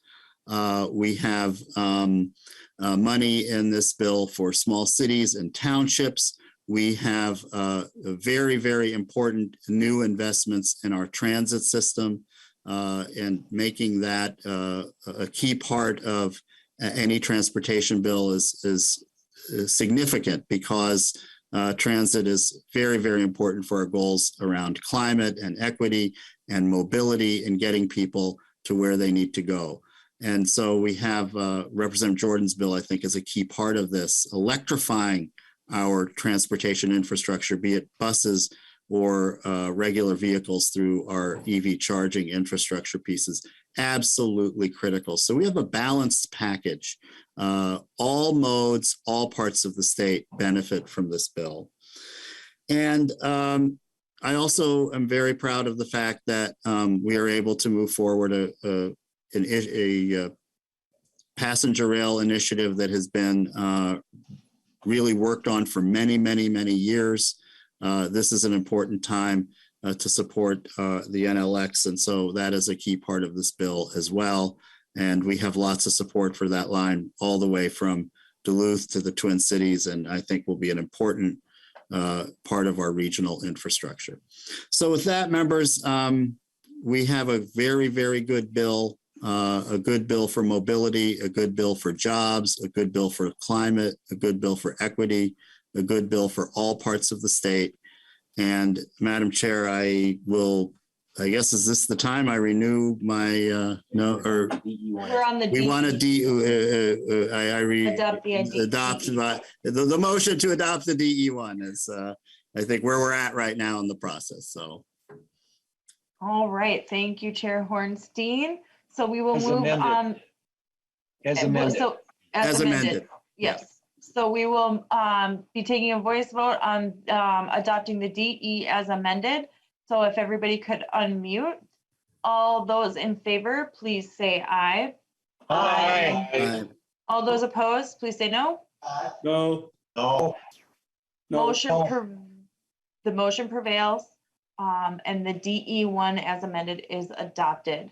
So now we're back on the House File 1683 as amended. I think we kind of got our last discussion out of the way, unless you have anything more to add, Chair Hornstein. Yeah, just another big thank you to everyone, and I would encourage a yes vote on the bill. All right, thank you, Chair Hornstein. With that, would you like to renew your motion that House File 1683 as amended be re-referred to the Ways and Means Committee, and that the staff is directed to make any technical changes as needed? That is my motion, Madam Chair. Sounds good. With that, Mr. Dodge, would you please take the roll? Chair is an aye. Hagel, aye. Representative Hornstein. Hornstein, aye. Hornstein, aye. Representative Petersburg. Petersburg, no. Petersburg, nay. Representative Barr. Barr, no. Barr, nay. Representative Bernardi. Bernardi, aye. Bernardi, aye. Representative Elkins. Elkins, aye. Elkins, aye. Representative Frederick. Frederick, aye. Frederick, aye. Representative Hausman. Hausman, aye. Hausman, aye. Representative Heinrich. Heinrich, no. Heinrich, nay. Representative Kosnick. Kosnick, no. Kosnick, nay. Representative Mason. Mason, aye. Mason, aye. Representative Murphy. Murphy, aye. Murphy, aye. Representative Nelson. Nelson, aye. Nelson, aye. Representative Olson. Olson, no. Olson, nay. Representative Richardson. Aye. Richardson, aye. Representative Torkelson. Torkelson, no. Torkelson, nay. Representative West. West, no. West, nay. There are 10 ayes and 7 nays. There being 10 ayes and 7 nays, the motion prevails. Thank you, Chair Hornstein. Any announcements before we adjourn, Chair Hornstein? Thank you very much, Madam Chair, and thank you, members, for, again, a great discussion and a great bill. I wanted to just let folks know some next steps here. After break, as you know, this bill will be going to Ways and Means and then onto the floor after that. So next week or the week after our break, we'll have a lot of these omnibus bills through Ways and Means, and then we'll start onto the floor. So our next opportunity to debate this bill, those of you on Ways and Means, will have that, I believe, coming up around April 20th. But of course, that schedule is subject to change. But I did want to let members know, again, we will get you much more specific information, but we're going to continue to meet. We have some additional work to do, even past deadline. Of course, we're going to have the hearing on the life cycle pavement issue that Representative Heinrich brought. We're going to also discuss the task force that Representative Petersburg referred to on the Highway User Tax Distribution Fund and its uses. There is a report that our nonpartisan staff prepared, and we'll be taking a look at that. And then we have a number of trunk highway bond and other transportation bond proposals.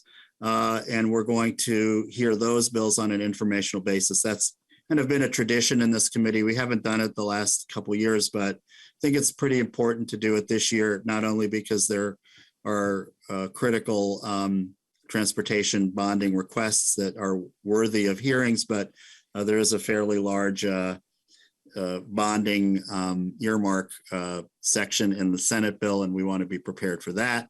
And so there's even more urgency to hearing those bonding bills. So those hearings will likely be on the early side of the morning, both Tuesday, the 26th, and possibly Wednesday, the 27th, or Thursday, the 28th.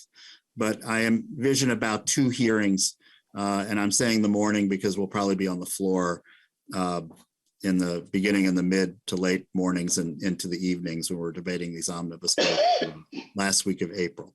So with that, members, a very, very happy Easter, a very happy Passover, happy and blessed Ramadan. And Madam Chair, I'll hand it back to you if you want to adjourn us. Representative Murphy has a question. I just want to be sure. So we can take that from now to the end of break. We probably don't have any need to carry around our packets of information about transportation. Am I correct? And I don't have to take my stuff home. I can leave my stuff here. Well, Representative Murphy, you have a wealth of knowledge about transportation. I always encourage reading about it. Oh, yeah. But I think that I think we all need to take a break, not only from this issue, but many others, and enjoy our families and enjoy this blessed time of year and the holidays that we celebrate. And again, being with our constituents and our families is of utmost importance right now. But if you want to read about transportation and get ready for the floor debate, I certainly would not discourage that. Thank you very much. I appreciate that very much, but we're not going to get any little messages from John Howe, or we're not going to get any anything unless it has to do with capital investments. I cannot commit to no messages from John Howe, but it's likely you will not get any. Okay. I appreciate that, Mr. Chair. Thank you very much. Thank you, Representative Murphy. So with that, our next meeting is at the call of the chair. And with that, we are adjourned. Thank you all.